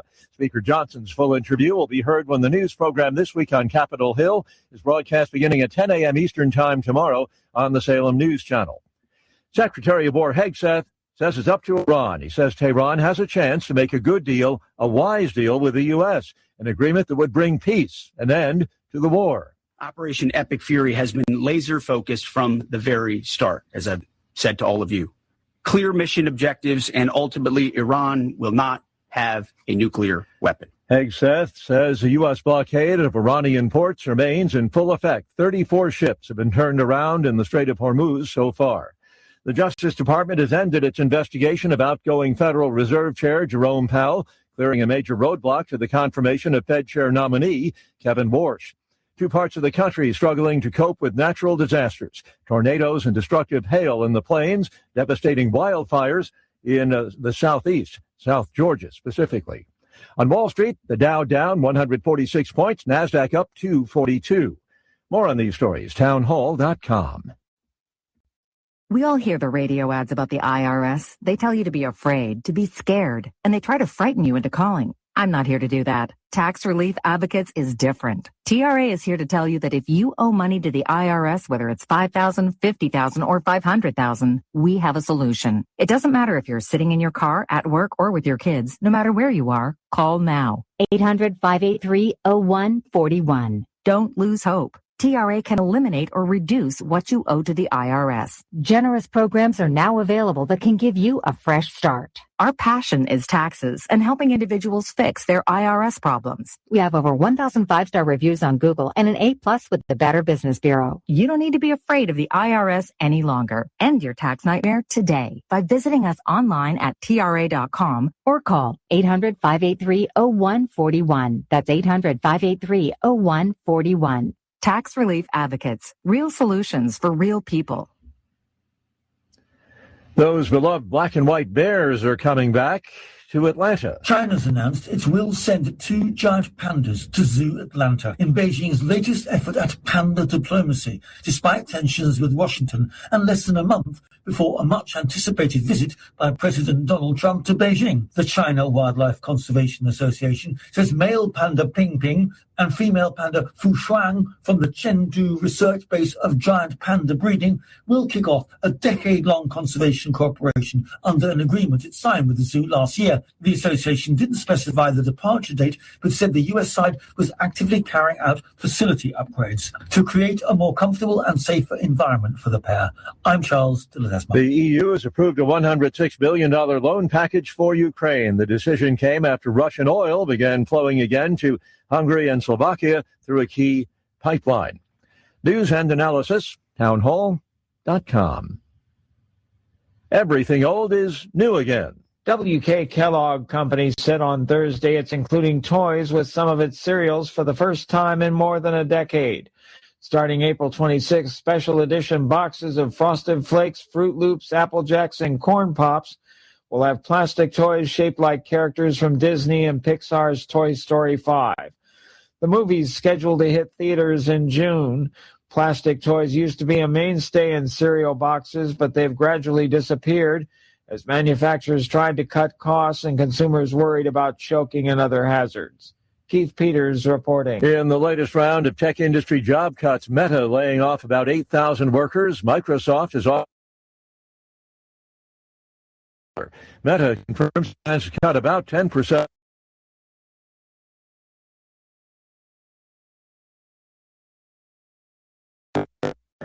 Stories, townhall.com. If things don't change, can you imagine America in 20 years? Scary thought, isn't it? The good news is we have the power to take our nation back. Stay right here for all the information you need. 101.1, The Answer. Scott Jennings sees an armed Iran. That is enough material, if you enrich it just a little bit more, for 10 to 11 nuclear bomb. So President Trump was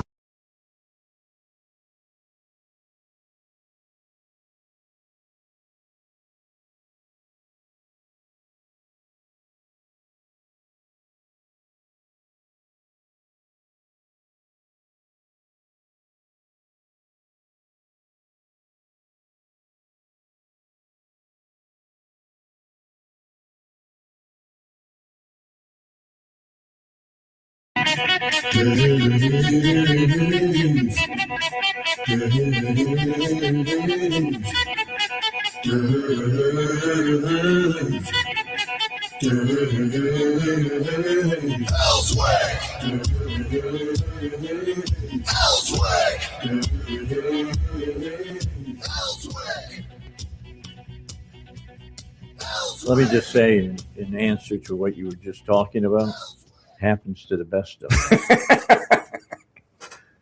I mean, I remember when I turned 60, and I thought, wow, I'm 60 years old, and my last birthday, I was 73. See, I turned 40 in like 8-9 months. It's amazing to me, it really is. I mean, I'm one of those guys that was singing along with the Who, Hope I'm Dead Before I Turn Old, and now I don't think 73 is so old. Yeah. Get a little water under the bridge as far as that. I wanted to mention, I just got sent something. I want to tell you about it. In celebration of America's 250th birthday, they're going to have a special night of relearning America's founding documents to help re-energize your patriotism. This is going to happen in Whitehall Community Center on Dalloway Road on June 23rd, 2026, from 6 until 8:30 p.m. And the presentation is being done by Ed Monk. I was going to say it's got to be Ed Monk.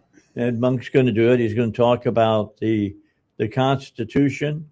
He's going to talk about the Declaration of Independence. He's going to talk about the U.S. Bill of Rights. And if you think he knows a lot about guns, you're going to be stunned about how much he knows about history. Oh, yeah. He and I used to do presentations, places like Whole Hog and stuff like that. We'd set it up, and he is very intelligent when it comes to the Constitution. I love U.S. history. Yeah, you might want to go to this. World history, not so much. I'm not very versed in it. It's free to attend, so it costs about what you want. And I love it. And it's open to the public. So there you go. That's a great price. Free. Yeah, that's coming up on, it's my favorite 4-letter word, starts with F. June 23rd again. June 23rd from 6 until 8:30. This is a special presentation in celebration of our 250th anniversary here in the United States. So make sure you go see that. You'll get a lot out of it. You really will. All right, Razorback Zach is in the studio with me right now, and I want to go back and talk a little bit more about the NFL draft. Of course, being on the air this morning, I've not been able to keep up with what's going on in the draft right now. But last night, watching the first 15 was really interesting. Yeah, and it's usually a telltale sign of what's to come the following season, or the following couple of years in the NFL by these by draft day, and it's amazing. I mean, like we were talking about Ty Simpson being taken in the top 15. Yeah, that was huge. It was a stunner, and by the LA Rams. I mean, they got one of the best quarterbacks in the NFL, although they know things we don't know. I mean, maybe he's saying this is going to be my last year or something. I don't know. It's not Goff. Who is it? It's the Stafford, isn't it? Yeah, Stafford. Yeah, he's been around. Good quarterback. He's a good quarterback, but he's won a Super Bowl here not too long ago. Yeah, he's probably got one, maybe I'd say less than 5 years left, and I think he'll turn it over to Simpson or somebody. Well, Simpson's. They just put a bunch of eggs in one basket yesterday. I'm not sold on him. All right, that's what they did. They did a lot. I'm trying to get over to the story here. Is what I'm trying to do. I'm not succeeding very well. Who had a really good, I think, draft was the New York Giants. Yeah, the Giants needed a good draft. They needed to get as many picks as they could. Oh, they did well. I mean, they picked. They went with defense. What a big surprise, John Harbaugh. Yeah, they're going to build their. He's going to do to New York what he did with Baltimore. But this time he's not the head coach now, is he? Yes. I did not know that Harbaugh got hired by the Giants. Yeah, he's the head coach of New York Giants. I must have been living under a rock or something. I mean, that's going to be cool, Okay, so the draft, the reason I didn't have to worry about it, draft doesn't continue until tonight, again at 6:30 our time. Concludes with rounds 4 through 7 on Saturday. Gets underway at 11 a.m. Yeah. What you got going on? The draft coverage, Las Vegas Raiders taking Fernando Mendoza, quarterback of Indiana. Biggest question, they say, even though general manager John Spytek and Kubiak prefer letting a young quarterback sit until ready, the best players will ultimately play. The Raiders signed Kirk Cousins from Atlanta ahead of the draft, giving the organization insurance at the position. The best case scenario is that Cousins begins the season as the starter before Mendoza takes over for the rest of the way, similar to the way Russell Wilson and Jackson Dart with the New York Giants did last year. So you got that. I disagree with that system, especially with the Raiders right now. There's a lot of unanswered questions on that offense, and I wouldn't be surprised if because Cousins has the experience. He's the veteran quarterback of that group. So I doubt he'll see any playing time, especially in the preseason. And I think they'll let Mendoza go 3-4 games now? I think it was 3 games. Is it 3 games now? Preseason, yeah. I would be highly surprised if they let Cousins take a snap in the preseason, if not just a series, just to get him used to the offense. Because I want to see what Mendoza does before I turn him loose during regular season. All right. New York Giants, first pick that they had was the 5th pick. They picked Arvell Reese, outside linebacker, Ohio State. That's not a bad pick. They need linebackers. That Giant defense was atrocious. That was they've got the edge rushers in Brian Burns, Abdul Carter, and Kai Von. They're all ready to go. It seems that this puts Thibodeau's future in further doubt. He's set to play this season on his 5th-year option. A trade could be on the horizon. Even with Burns, Carter, and Reese, it will be a challenge for new defensive coordinator Denard Wilson to get the talented rookie on the field enough to justify this high pick. As far as that's concerned, Kansas City took Mansour Delane from LSU at quarterback. He's good. He's a good ball player. That'll help them. He took that. Wait, what position? A cornerback. Okay, I thought you said quarterback. I'm like, did they? Quarterback. Don't. I was like cornerback. The Commanders took Sonny Styles, the linebacker from Ohio State. He was the 7th pick, but they got a lot of guys. It sounds to me like I didn't catch most of it. It sounds to me like it was a defensive heavy first round. Oh, it was. There's no doubt about that. It's going to be interesting to see these big dudes from Samoa. Yeah, you and I were talking about that, and I'm talking about giant men. I was talking about when I played high school sports, and I was considered a stud because I was 6'1". Now it's like a joke. I can't. Oh yeah, I wouldn't be able. They wouldn't even take another look at me. 6'1" is average size of a guard. These Samoans, they're what 6'4", 6'5". Yeah, the two that went in the first round or in the first 10, one was 6'4" and 315, and ran the 40 in 4.5. Good night. Yeah, I would not want to be an opposing offense looking at that. I don't guy. want to be. Was it Jeremiah, the running back? Jeremiah Love. Yeah, was that Ohio State? No, it was he ran from Notre Dame. Notre Dame. Welcome to the NFL, brother. One good pop, dude. That's all. Just one good pop. Good night. That's a big man. And then the other one was 6'3" and weighed in at 305. Those are big guys. Those are big men. That's a big dude. Yeah, and I mean they're wearing. You've seen the outfits the weightlifters wear that are baggy. Mm-hmm. That's kind of what their suits look like on them. I mean, well, yeah, they're like so big. They're like, triple, quadruple X. Yeah. So it's pretty cool. Samoa had a good night last night. That works. They really did. They had a good night. All right. Let's talk Razorback baseball. All right. They've shown some life. Yeah. Seems like eighth inning is kind of where they want to live right now. They like living on the edge, but I don't. It's not good for my blood pressure. Yeah, sure. Not good for the fans' blood pressure at all. But they've got Missouri this weekend up in Cuomo. Weather's going to play a factor, though. It's going to be interesting to see how this whole weather system the next couple of hours kind of plays out. I know they got the game in yesterday, but I don't like living on the edge, Dave. Well, I don't like it either. But if we're going to get to the World Series again, I'll take living on the edge. I sat here a couple of weeks ago, and I said there's no way we make Omaha.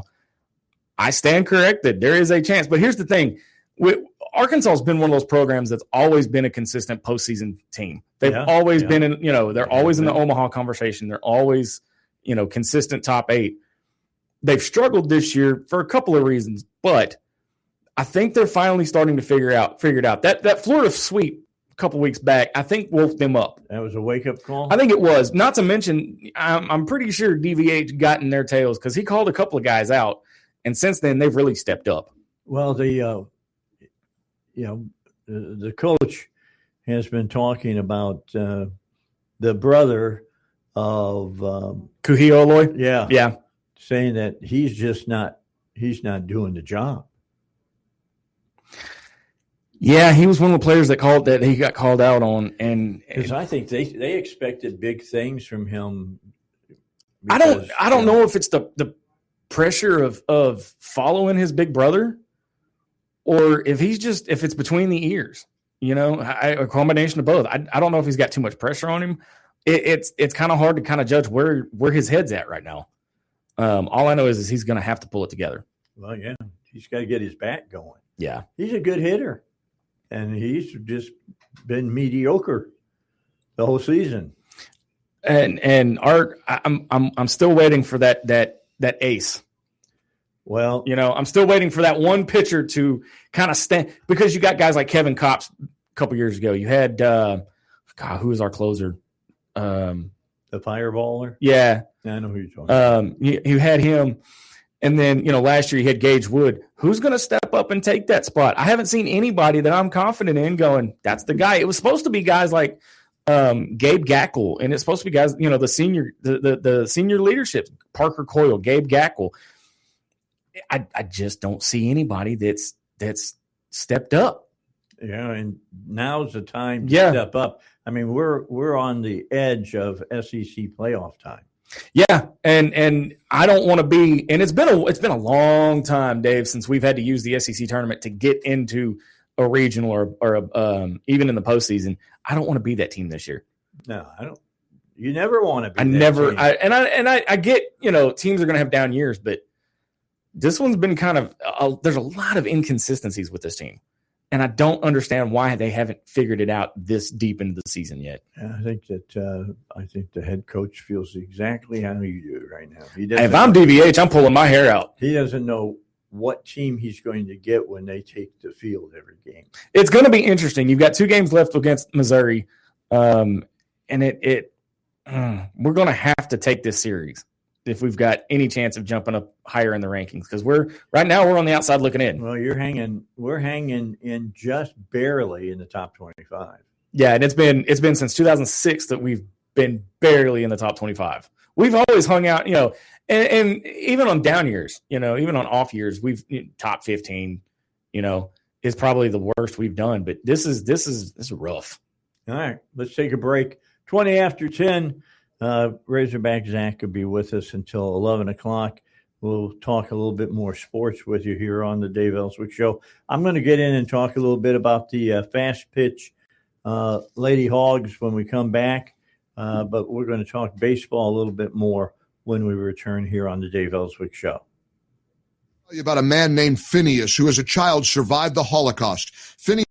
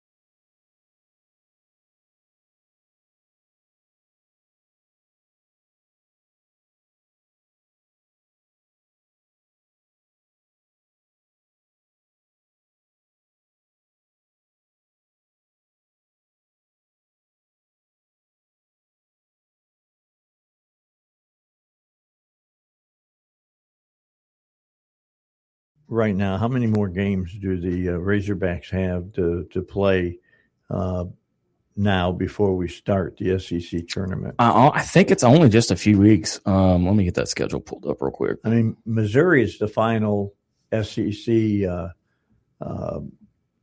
3-game series, isn't it? I think so. No, Ole Miss is. Okay. Yeah, so we've got this one, and then of course they won 5-4 last night. Tonight, the first pitch is at 7. I don't know if they're going to get that game in because of weather. They may end up having to do a doubleheader tomorrow at some point. Are they at home right now? They're at Columbia. They're in Missouri, okay.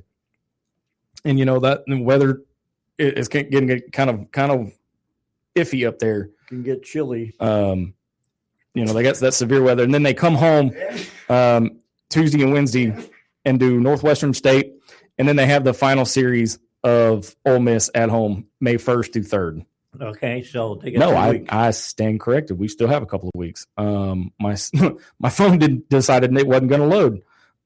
You've got Ole Miss May 1st through 3rd, Oklahoma May 8th through 10th, and then you finish with Kentucky at Kentucky May 14th through 16th, and then May 19th you start the SEC tournament. All right. So they're what, 23rd, 24th? I think they're 24th. Okay. They're still in the top 25. But they're going to have to really turn it on. They're going to have to put their foot down and put a curb stomping on a couple of people. That 24-14 game against Georgia, wow. That I've never seen that high of a football score in a baseball game. I've never seen something like that. I've seen high scores in baseball. Nothing like a football score. Yeah. Nothing like that. 30 runs in a game is unheard of. Which makes me wonder where was the pitcher's heads? Because they definitely weren't focused on the game. No, they're 28-15 overall, 10-9 in conference, which is a lot better than last time. We talked about them about a week ago. But they're just not. They're like the football team the last couple of years. They're inconsistent, very inconsistent for a Razorback baseball team that perennially is sometimes a lock for Omaha early in the season. Makes you wonder. Yeah, it makes me more than wonder. It makes me nervous. It doesn't make me wonder about the head coach. He's a great coach.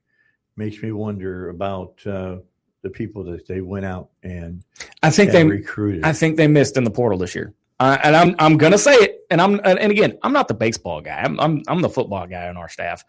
And I honestly think that they missed when they misjudged a couple of people that they went out and got in the portal. Not saying that they're bad players. I just don't think they're SEC caliber. They're not hitting enough. They're not pitching enough consistently to go, that's SEC caliber. That's SEC talent. So how much NIL money is there in baseball in Arkansas? That's funny you should ask, because we don't hear a lot about the NIL program with baseball. They're kind of a standalone. So I'm gonna say the three most famous words. I don't know. Okay. Yeah, I don't know either. And I don't know how you find that out. I have tried, and it's not out there right now. They hold their cards close to the vest. And and then the thing is I'm really not looking at, and most of the fans will agree with me, I'm not looking so close at the players as I am the two assistant coaches. Because I've always the last couple of years had trouble with the hitting coach. We've let too many balls go by, but I've never lost faith in the pitching coach and Matt Hobbs. I'm just questioning his methods of coaching this year and his approach this year versus the last couple of years. What has he done differently that you've seen? That's what I'm trying to figure out. I haven't quite put my finger on what's different. I at this point, it's got to be between the ears of these pitchers, if anything. But I want to say that the stage may be too big for some of these guys. Okay. Playing in JUCO and it's a whole different ball game, pardon the pun. Right. When you're playing SEC baseball. Think of it this way, Dave. Some of these guys have played into sold out crowds of like 3,500 to 4,000 people. Then you step into Baum Walker Stadium, which holds up to 15,000. Yeah. It'll shock your system if you're not ready for it. Yeah, when they start yelling. Oh yeah. And they are vocal there at Baum Walker. They'll let you know too. Pro and con. Oh yeah. They will boo you. Oh yes. And they will pick somebody out in the outfield and dog him all game long. Really? Oh yes. Wild. All right. Let's go to the news, get that in, and then come back and finish up a Friday show with Razorback Zach, and we'll talk about the Lady Hogs in a moment. With SRN News, I'm Rich Thomason in Washington. President Trump says he's taking his time, the time needed to secure a great war-ending deal with Iran. And Secretary of War Hegseth says now is the time for Tehran to make an agreement with the U.S. to end the hostilities. Gas prices creeping up a bit. AAA's national average for a gallon of regular is $4.05. That is up a couple of pennies from yesterday. A ceasefire between Israel and Hezbollah in Lebanon, it was to expire on Monday, has been extended for 3 weeks. President Trump made the announcement following a White House meeting of the Israeli and Lebanese ambassadors. South Georgia is burning wildfires, the largest of which are only 10 to 15% contained, have destroyed close to 90 homes. On Wall Street, the Dow down 182 points. The Nasdaq is trading 254 points higher. More details, srnnews.com.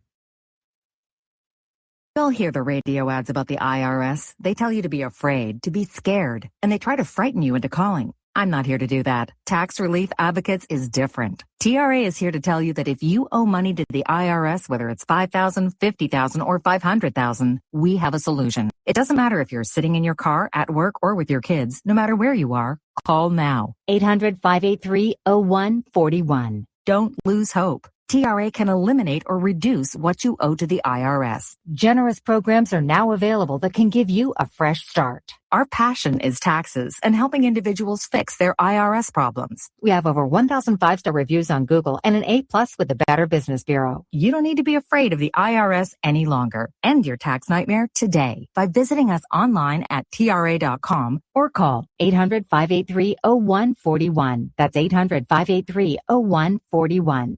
Tax Relief Advocates. Real solutions for real people. There's a real battle going on, not only for our future, but that of our children and grandchildren. How do we ensure they have it better than we do?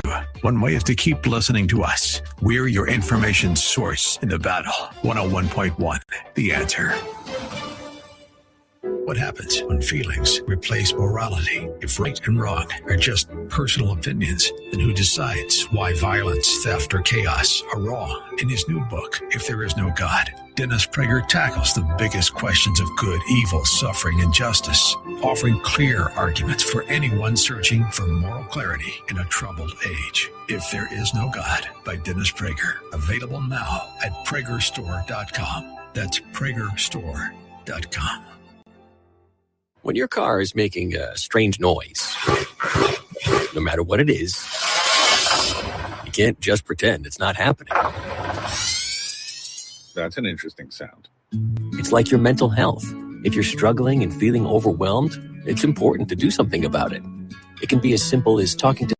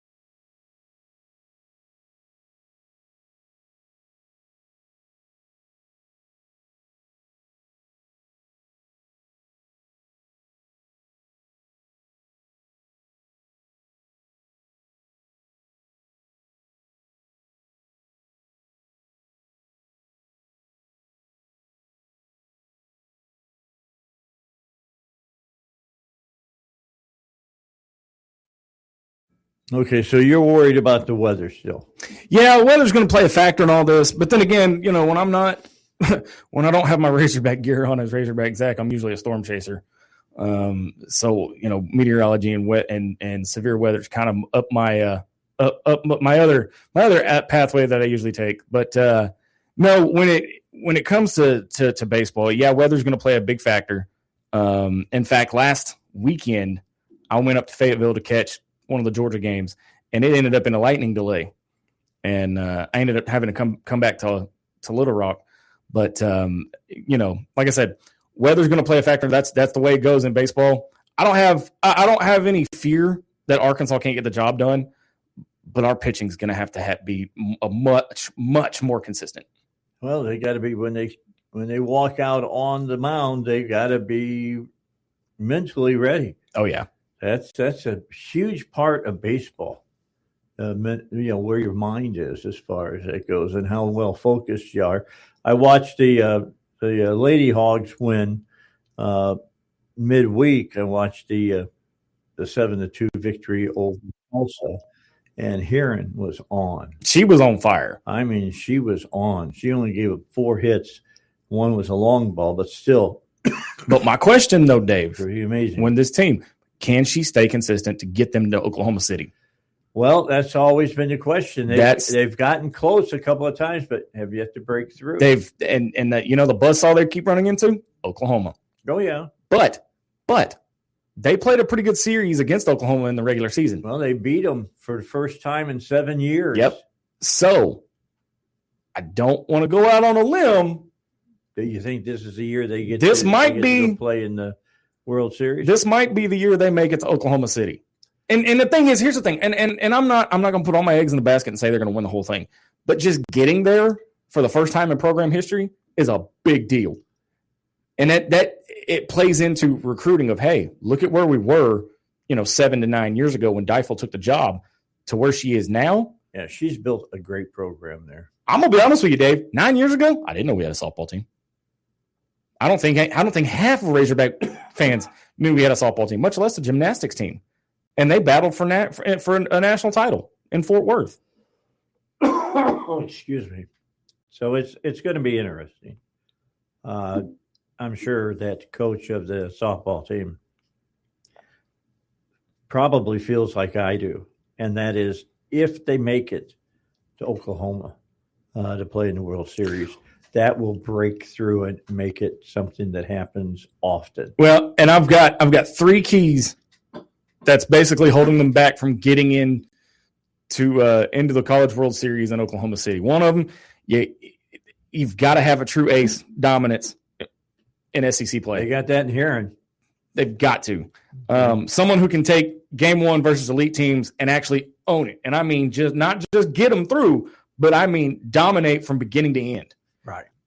You got to have more consistency against elite pitching like Oklahoma. They still have stretches. Texas Tech. Yeah, Texas Tech. Oh my God. They're still not doing too well at the plate against those kind of teams, and they're going to run into those in the regional, super regionals, and ultimately at Oklahoma City. The next one, you got to close out the big series.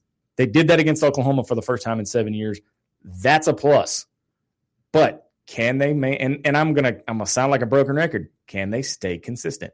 Is the biggest question moving forward. Yeah, when it comes and by the way, I'm not saying that Deifel's not done a good job. I think she's done a superior job. But yet there comes a time when you look at a program and it like stalls. Yeah. And it can't go further. And maybe it's somebody else that does it. I'll give you a great example from NFL. The head coach of the Buffalo Bills. They let him go. Oh, who is it? Who was it? Was it McDermott? No. McDonald. Yeah, they let him go. And the reason they let him go is that they couldn't make the next step. No, they get to the playoffs and then they crumble. They get to the wild card and they crumble. I look at it like this. That question of can they get over the hump or is it stalling out? A lot of people, if we don't get through the Sweet 16 next year in basketball, they're going to start wondering, okay, what has to happen? Yeah. And they've asked it, and I'm going to bring it up. They've asked it since 2018. Can DVH win the big one? That's the only trophy missing from that little trophy case out there at Baum Walker, the little museum out there. It's the only trophy missing from that. And that's not saying that he's a bad coach. No. Just sometimes you got to have and I'm not saying change the coaching right now. Don't take me wrong on this. But you got to face the fact if you've not won it and you had it in your hand a couple of years ago, quite literally, then what do you do? And I'm not, and believe me, and I know my phone's going to be lighting up in about 20 minutes. I'm not saying John Calipari's not the answer. I'm not saying DVH is all washed out. I'm not saying that. I'm using those as examples because there are some members of the fan base that have asked, are these two the right guys for the job? Because we can't seem to break through and get to the championship. Well, here's the key now. Let's talk about this. Is it the coaching or is it the facilities? Well, it's not the facilities in baseball. We've got one of the best facilities in the country. I wouldn't think it's in football. I've been up there. It's not the facilities.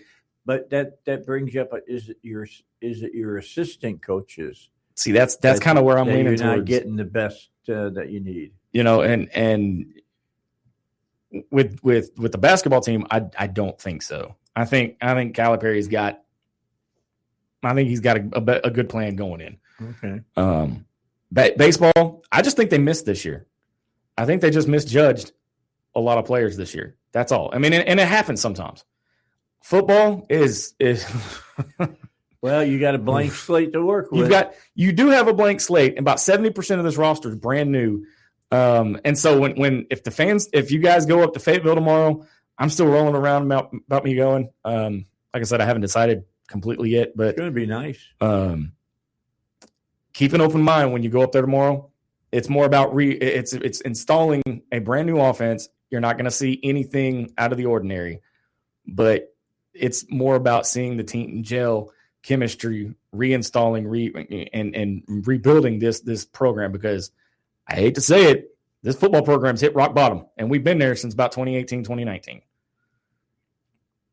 So when you guys go tomorrow, don't think you're going to have, these exciting big whoop plays that get you excited to going into the fall. This is just to see where the team stands at the end of spring ball, about how much more work they've got to do when it comes to summer OTAs and then going into fall camp. And how much extra work they got to do in the weight room. Exactly. I'm cautiously optimistic about football, but it's going to be. It may be the Utah game before I'm like, okay, let's ride. All right. So how many games do you believe the new coach has to win to not put himself in the doghouse? Well, and it's kind of a trick question, Dave, if you think about it. First-year head coach always gets a bye his first season. All right. Not with me, though. Well, no, because you didn't even like John Calipari at one point. And he's got 2 Sweet 16s back-to-back. Yeah. But for Ryan Silverfield and this staff, I mean, you get 6 wins this year. You go 6-6. That's. Well, I would be okay with 6-6. Anything above 6, you've outkicked your coverage. Yeah, but how about everything under 6? Anything right now, from a fan's point of view, or from a national point of view, we're from the fans' point of view. Fans' point of view. They'd be happy with 3 wins. They're not expecting anything but maybe 4 to 5 wins. Okay. Next year, once the new wears off, he's got a year under his belt. And of course, everybody's argument right now is, well, he's had a full offseason. He's had a complete full offseason. But things take time. Things, especially with this football program, things take time. I would wait and hold judgment against him until next year. Okay. Simply because you take this year, you install the new offense, you get the pieces in place that you need, and if you keep everybody, it's a relatively young team. You bring everybody back. They've got a year under his belt. They know what to expect from him. And we've talked about it before. The biggest jump and improvement is from what? Year 1 to year 2. So look at year 2 as the one where you can criticize and everything else. This year, I'm going to say anywhere between 4 and 6 wins. All right. Okay. Bowl eligibility is what you're shooting for, whether it's 5-7 or 6-6. Getting into it. Okay. Yeah. I'm okay with that, but we're going to find out how well this guy knows how to use the portal. Oh yeah. And that's the whole game now. It is, and it's the portal and the NIL is where the true recruiting comes into play. And from what we've heard, they've got the money in NIL to give the players. Not if you're Hunter Yurachek. If you know how I feel about him now. Now I know that, but I'm talking about they got the money up on the hill to give to these players if necessary. So, and how much money is enough money? Now that's the key. But as a final snapshot going into the spring game tomorrow, it's a defense first team trying to figure out its offensive identity in real time. By that I mean defense is ahead of the curve. When's the last time we talked about an Arkansas defense that has outdone the offensive side of the ball? It's been several years. Offenses, they're still building it. There's still a lot of unknown pieces there, especially at the quarterback position. That, like I said, that's also the unresolved centerpiece. That, if you get that position there taken care of, everything else falls into place. Yeah, Mendoza is a perfect example of you got to have a great quarterback to take you to the final step. But in order to have a great quarterback is the other side of that coin, the offensive line. Oh, yeah. There's still and again, fans, we got a long way to go before fall and a long way before this team is what I like to call up to par to where I feel comfortable enough that we can take on a Georgia. SEC capable. Yeah. I mean, we're getting there. I don't want to say those infamous words. We're close. No. But we're getting there. You got just patience. A little bit of patience is all. All right. Final break, and then we're back for the final segment of a Friday edition right here on 101.1 The Answer. In a world where more and more people decide what's right and wrong based on how they feel, what happens when feelings become the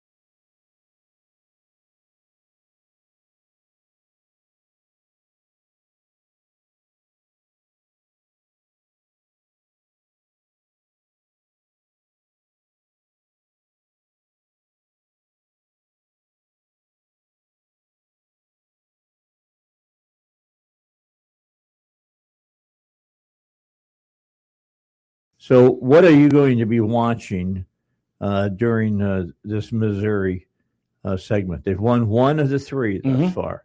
So do they have to sweep to really get themselves ready and everybody can that's watching college baseball goes, well, looks like Arkansas is back? That's kind of a two-headed sword. That's kind of a two-edged sword there. The fan in me wants to sweep every SEC series. Well, yeah. You know, the fan, but realistically, so every player. Well, yeah, but realistically, I mean, you're in the top 25. You may end up you may end up in a regional, but you're probably not going to host unless a miracle happens. So I mean, at that point, you're like, okay, well, I mean, we're in the regional, and we may even get we may even host a regional. We won't be hosting the supers though, is the thing. But I mean, you take 2 out of 3, it's not bad. Thing is, you can't win them all. I would love a sweep of Missouri. Nothing would make me happier than the sweep of Missouri. They're just not consistent enough. How good is Oklahoma when we take them on? I mean, let me see if I can pull them up. It's not one of their best teams by a long shot. I've been following them from afar. It's not one of their best, but if you can catch Arkansas in one of those lulls. Yeah, the Funks. Yeah, if you can catch them at the right time. You can beat knots on their head. Oh, yeah. And I don't think we're there. I think we're out of the funk. I just don't think we're confident enough yet. I know, and everybody's like, the season's almost over. I know, but it's just like basketball. You got to get hot at the right time. Yeah, when you go to the SEC tournament, season starts over again. It does. And the thing is if the rankings come out and we're a lock for the postseason, I'm okay being a one and done. I am okay being a one and done because it is the most pointless tournament, especially when you're a lock for the regional, and it puts you at the biggest risk. What happens if a guy, throws his elbow out? What if one of your starting pitchers gets hurt? Or you burn through your pitchers before the postseason, because we've run into that too. Mm-hmm. We've run into that too, where we've burnt through our bullpen, we've burnt through our pitching staff, and we get to the postseason and you're using Kevin Kopp's 9 innings too long. So, at the end of the day, 2-1 against Missouri, not bad. Yeah, it's on the road. Anytime you win, you win the series, not sweep, but win the series on the road. You've done well. The series that I'm going to be keeping an eye on is that Ole Miss series. We are a big rival, and they've even admitted we're a rival to Ole Miss baseball. That's the one I want to see us sweep. Okay. If we sweep Ole Miss, we'll be all right. Are we at home for them? I believe so. Because we end on the road with Kentucky. Yeah, we are at Baumwalker next weekend for that series. No excuses then. We've got and that, if anything, that would be this, because you're not playing Vanderbilt, you're not playing Texas, you're not playing Tennessee. If anything, if any of the teams that we're playing this year, and that's the thing, is we've got an easy schedule this year. We should not be this inconsistent. This should have been the season where we're blowing through everybody. Well, especially Tennessee, because they had a whole new coaching staff. Well, we're not even playing them unless we play them in the tournament. But that Ole Miss series right there, that's the one I want to sweep, and I want to sweep up big. Kind of how Coach Yo says, and remember the Titans, leave no doubt. Yeah, well, you can't, and you know what? That's more for the team than it is for the fans. Well, for the fans, that'll be the moment where you can actually say Arkansas's back. If you truly want to go out on that limb and go that route, if we sweep Ole Miss, you can actually say Arkansas's back. But the problem is, you turn around, you got Oklahoma and Kentucky to end the season, so it doesn't get any easier. No, Oklahoma's not. Are we playing them at Oklahoma, or are we playing them at home? That's at home. You've got 2 back-to-back home series, and then you end the regular season at Lexington. Okay, all right. And I've not been all that impressed with Kentucky this year. Again, and Kentucky's one of those that'll sneak up on you if you're not ready for it. But they're Arkansas cannot overlook Kentucky. You can't overlook them to go, okay, we can get into the SEC tournament and go from there. You don't do that. Yeah. Don't do that. I don't disagree with you there. But. By the way, programming note before we get out of here, Dave. Yeah. The spring game is not being streamed tomorrow. They're following kind of a lot of other college football programs, and they're not letting anybody, unless you're in attendance, they're not streaming to anybody. Really? Yeah, they've kind of gone that route, and I figured they were going to with the new regime that's up there now, to kind of keep everything close to the chest. So I'm not surprised by it. I just don't want everybody to be on the internet going, "Where's the game at?" I thought it was streaming. There is no streaming for the Arkansas spring game tomorrow. Okay. I don't know if I agree with that or not, but anyway. I mean, it's to be expected. You're afraid that everybody's already out coaching for you, huh? Oh, yeah. All right. But you're not going to. Well, but think about it, Dave. As of right now, Arkansas is being overlooked. Nobody's taking Arkansas football seriously. Yeah. And they got good reason to. I would if I'm Georgia, LSU, Florida, Texas. We're playing Arkansas.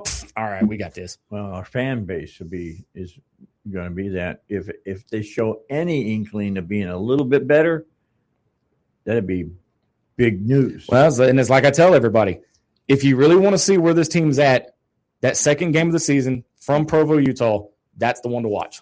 Yeah.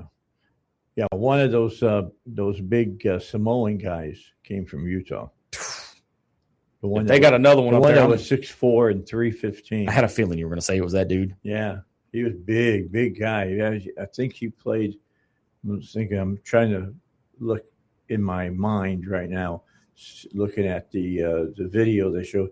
I think he was right side end, if I'm not mistaken. That sounds about right. No. Maybe, to be able to crush down on the defense and be able to spring your runners out. You get them outside on the edges.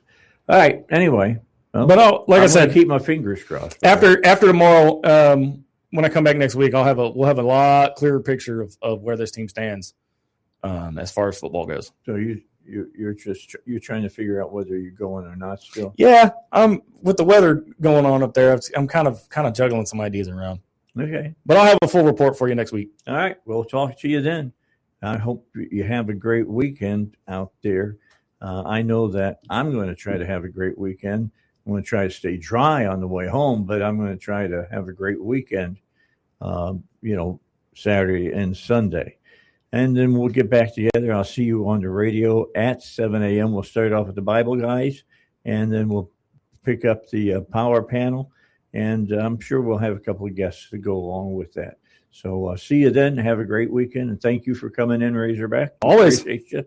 And we'll talk to you again next Friday here on the Dave Ellswick Show. Woo pig.